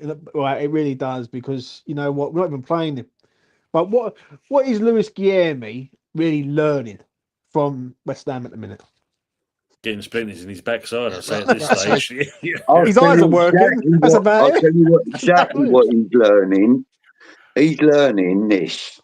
You could be the next Cristiano Ronaldo, or the next Messi, or the next, Neymar, or whatever the case may be, right? We're going to keep him at West Ham just in case it happens. That's what he's learning. Yeah. We did that with Louisiana, and look how fucking well that worked out. Yeah. Was it Palista? I think his name was Winston Palista. Yeah, Paulista. We've had some Wellington. That was his name. Fucking Wellington. Oh, Wellington, yeah. I fancy that a week. Give me a Wellington. I don't know. It does anger a bit. It's going to be interesting in the January window though, because apparently before everything there was no money, so we're going to find out what we're going to get served up in the January window. And I think it's a big month for Steidon and all. Interesting comment here. Just leads in quite well to this. Is Make West Ham Great Again says, I wish we still had the Moyes MOT for new players. Some very poor characters signed this summer. Yeah. And if we take in, we spoke about Fulkrug, and then we factor in the fact that doesn't he want to be here, wants to go back to Germany already. Similar story with Rodriguez. Whatever question marks might be thrown at Tadebo's character, if there are any to be answered, it's not looking great, is it? No, I'm going to be honest. It ain't, not really. When you think about it, I don't really remember punch-ups in the changing room when Moyes was in charge. That's a new one. Do you know what I mean? Obviously, like there would have been moments where there's been rows in there, but not so much like fisticuff, so to speak. Yeah. I don't know. I don't get what they were. Mainly though, Mark Noble was in that changing room during his career. With David Moyes. I just feel there's no real identity with West Ham at the minute. It just feels like it's a load of players just come together and that's it. Like, do you know what I mean? And the kind of lost its East End soul. Yeah, it feels like, how can I put it? When I look at that photo there, even though some of them players were shit in that photo, they was all together. Like, and it feels like that they're not together on this one. It feels like there's a lot of egos in there all of a sudden. And we all know what it's like with an ego at West Ham United. At West Ham United, you have an ego in your ranks, you're going to have problems. Like we had it with like Anderson. Do you know what I mean? So, I don't know, man. Yeah, no, it's starting off as James said, he's got another window coming up now. He's been here a good while, and actually, the guy who was going to put the club on an even keel and sort all of our problems out, right? There ain't been a lot of problems since he came here. Now, might be coincidence, right? Or it might have something to do with him. I don't know. We all know ultimately Sullivan is the guy at the top who's behind it all. But I'm still not sure to some degree what Steidon does. If he hasn't made the signings that he was brought in to make, and he hasn't identified them, and he's not in charge of that, and he hasn't picked the manager. I don't know if he's just sent off to get players to. He's a closer. He's no more than that.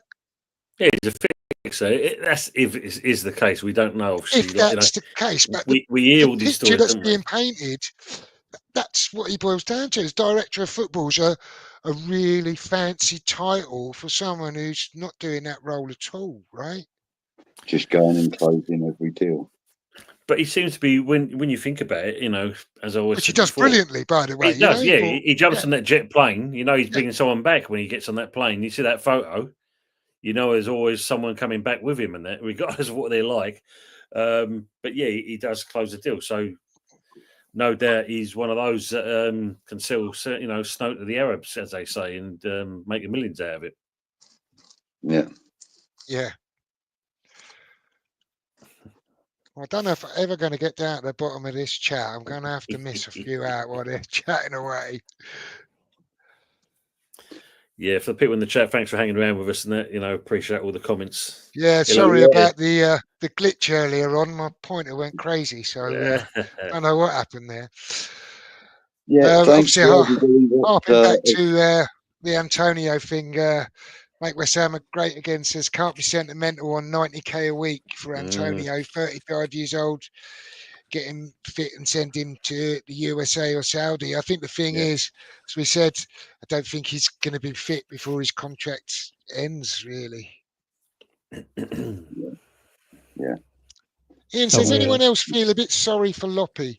I want him out, but I don't have ill feeling towards him. The board's treatment of him has been a disgrace. Publicly interviewing, etc. So classless as usual. I agree with that. I think he's getting attacked from all angles, and even down to the leaks out the dressing room that come, and every detail of what's going on.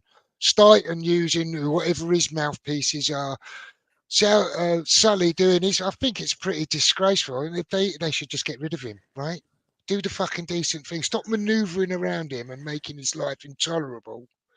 And just pull the trigger if that's what you're going to do, or get behind him. Well, I think let him grow. Get a bit of growth on around the old beard and that. Let the old hairpiece go all over the shop, and look tired as fuck, because obviously that worked wonders with Newcastle because we played out of our skins in that game. So if he can go back to that look, we're fine. As soon as you went back to have a clean shave and stuff, we went to shit. So I do agree with that comment from that gentleman who just put that up. Basically, when you're doing public interviewing and you're saying, "Oh, it's going to be like we've been linked this week," we've been linked with Moyes coming back, which I see the meltdown on that, which is fucking hilarious, right? I had to laugh, right? Because if people are believing that, then they're just mad. Allegri, Potter, Terzic, Conceição, Carrick. Yeah, it's just I couldn't fit Conceição and Carrick in the thumbnail. It was all getting a bit cluttered. Yeah, it's like a fucking phone book. I have to get yellow pages out, mate. Yeah, but easier for you. Just put yellow pages there, mate, or Rotodecks. That's one of them. Do you remember that back in the day? Everybody looking at YouTube would have thought you was having a bit of a Tourette's moment or something. I know. Like back in the day, the yellow page you'd be flicking through. I need a manager. I have a list of about 500. It's just I don't know. Do I feel sorry for him? Yeah, I do to a point. He's not the right guy. I feel like he's been chucked into this. He wants to. I do feel for Loppy another reason. I think he wants to do well, but I think he's struggling with the way the Premier League is, and it happens. We've seen it before with managers from different countries. I remember it with I think it was Frank de Boer, it was Frank de Boer who went to Crystal Palace, and they was awful and just couldn't do nothing, and that was the end of him. And you have managers who come here for a season and they just can't handle it. And I feel like he wants to try and be successful at West Ham. The problem is he's got the fan base, one of the most hostile fan bases on his back at the minute. The only way he can get us back on side is by winning games and starting to like turn the tide to a point. Until that time, I don't Well, think it's going to go well yeah, for him. he's got to deliver the promise, Yeah. basically. Well, we know the Leads board quite haven't done that nicely much, into have they? Howard's Well, question. that's why I used that phrase, Tony, because we haven't been delivered the promise that we were promised when We left we the Upton left Park. the Upton Park. Yeah. Yeah, we Yeah, haven't agree on been that. delivered that promise. In fact, we've been subjugated to with tantamount to bloody abuse. At that stadium. True. Wading through water just to go and use the toilet is one thing. Being charged well over the odds for food and drink and merchandising and stuff like that. I think we've actually had our arseholes ripped open. I think what Howard says on that comment is valid. If we win our next two, will you back Loffy? I think it's very hard to not back him if you start seeing something happening. Yeah. Do you know what I mean? I'll be honest. I think you're a fucking idiot if he wins 3 in a row and you're not thinking, you know what? Hopefully he's turned a corner. Then it's a bit stupid, isn't it? It's a good shout because when you think of it, what we're not considering, we're saying about Lopetegui, but Sullivan's obviously appointed this man, and obviously he knows full well eyes on him. So he's also become good because he's employed this fella to do a job. And that is one of the reasons, Tony. I'll be honest, hand on heart. That's one of the reasons why I don't believe Sullivan's going to sack him. Even if it got to a stage where it was people were right at the point, I just don't see it, because what it is, it will make Sullivan look like he got it wrong. Absolutely, and that's what I'm alluding to. Is that yeah. And I pride. don't think he'll do that. Yeah, and his pride, his ego, he's like, And the thing is with Steiden, I always thought that if this goes wrong, remember, Sullivan... 14th's enough as well. Yeah. What is this? Yeah. There is that, yeah. But Joe, what? We were talking about Sullivan. Yeah, but Joe, what's fascinating, what happens, just for argument's sake, I know we've got Villa, and it's a tough game, don't get me wrong. But if West Ham did manage to get past Villa and go on a cup run, people's attitudes would hopefully change. Right? Mine would change if we went on a cup run, but it just feels very bleak at the minute. And for me, I do feel sorry for Lopetegui. I do. The only thing that worries me, though, is if we get past Villa, we've got Liverpool away. Guaranteed. Much. So, I mean, that's the one thing that does worry me. Yeah. But, Villa and us are the only two in this round that have drawn Premier League opposition. We're playing each other. Everyone else. They got Man United, Arsenal, haven't you?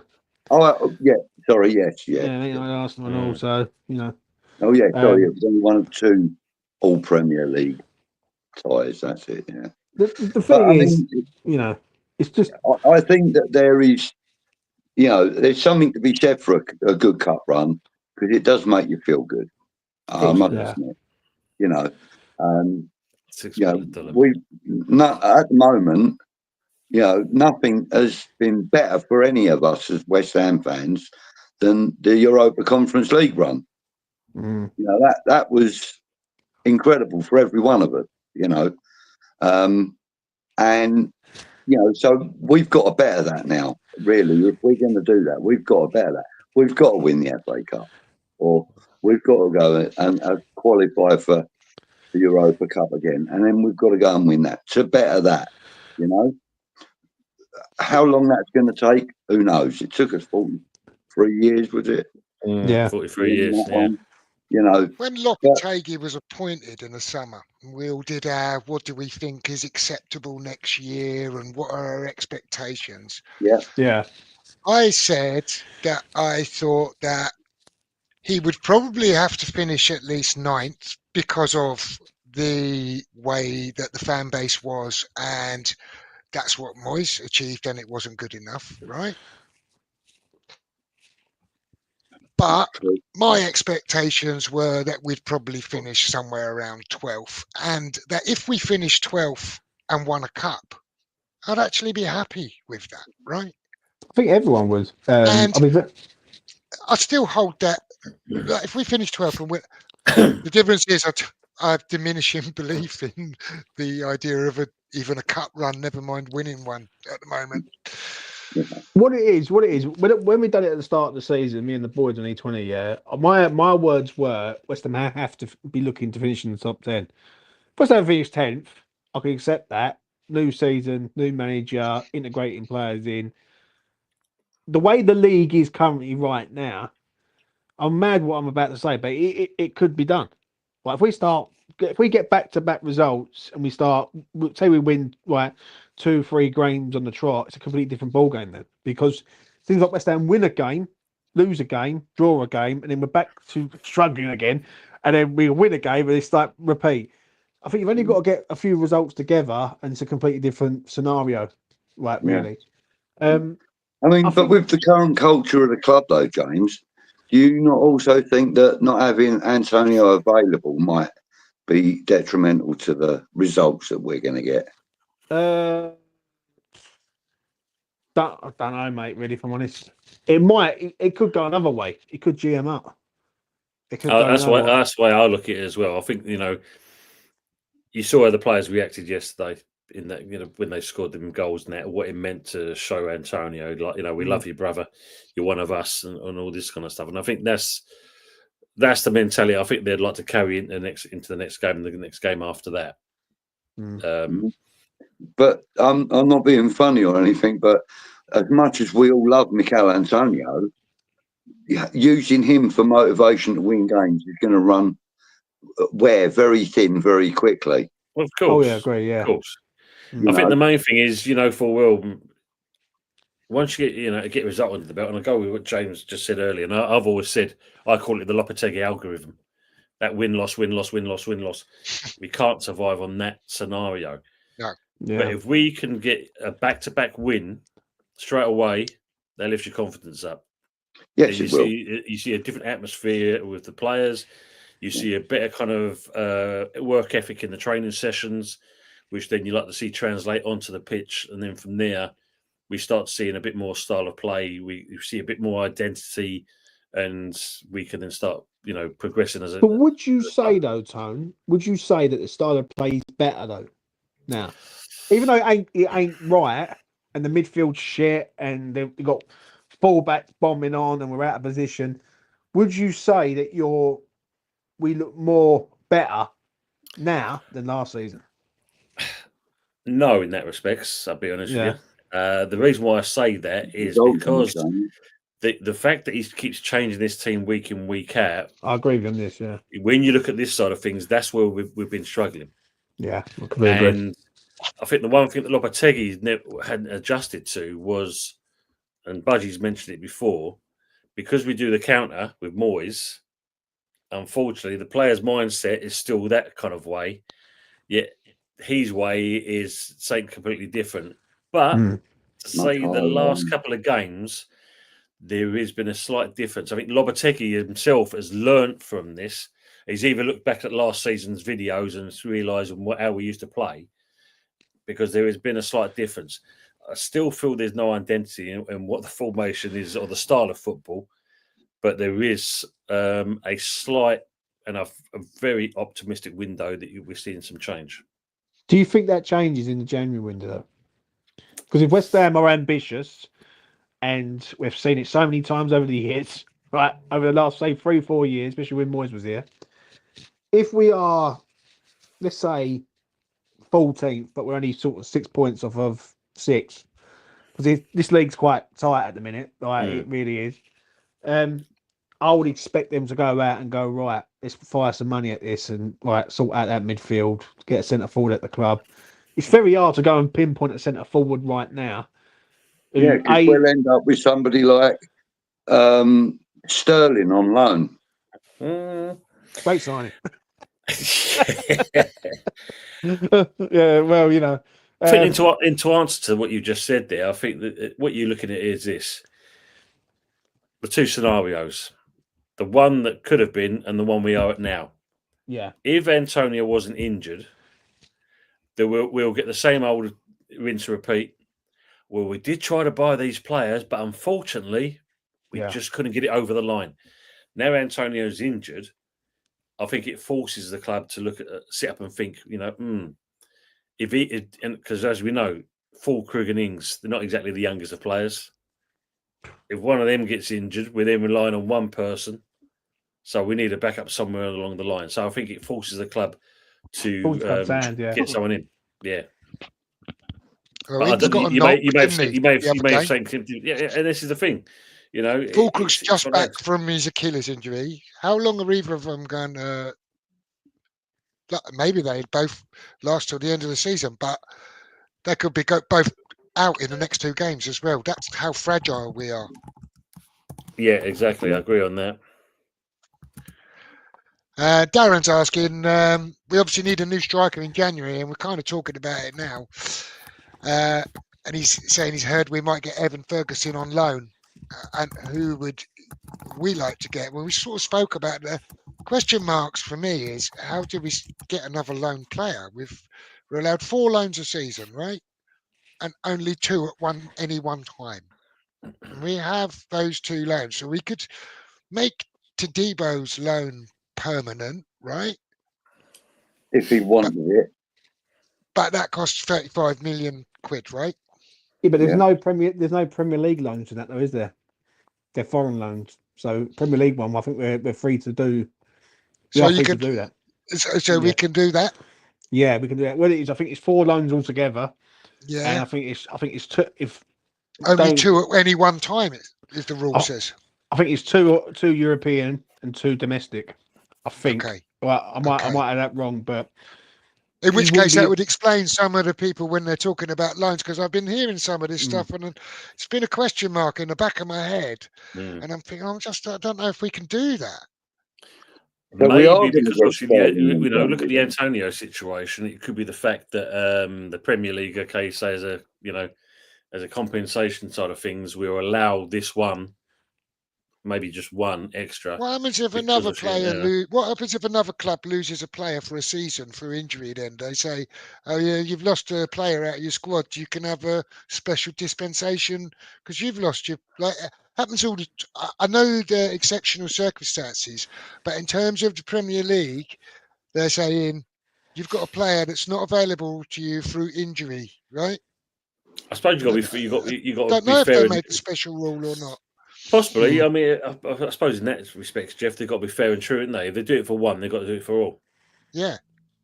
Wasn't Ibrahimovic one of those kinds of signings? Yeah. And United. Didn't he come in as a special dispensation signing?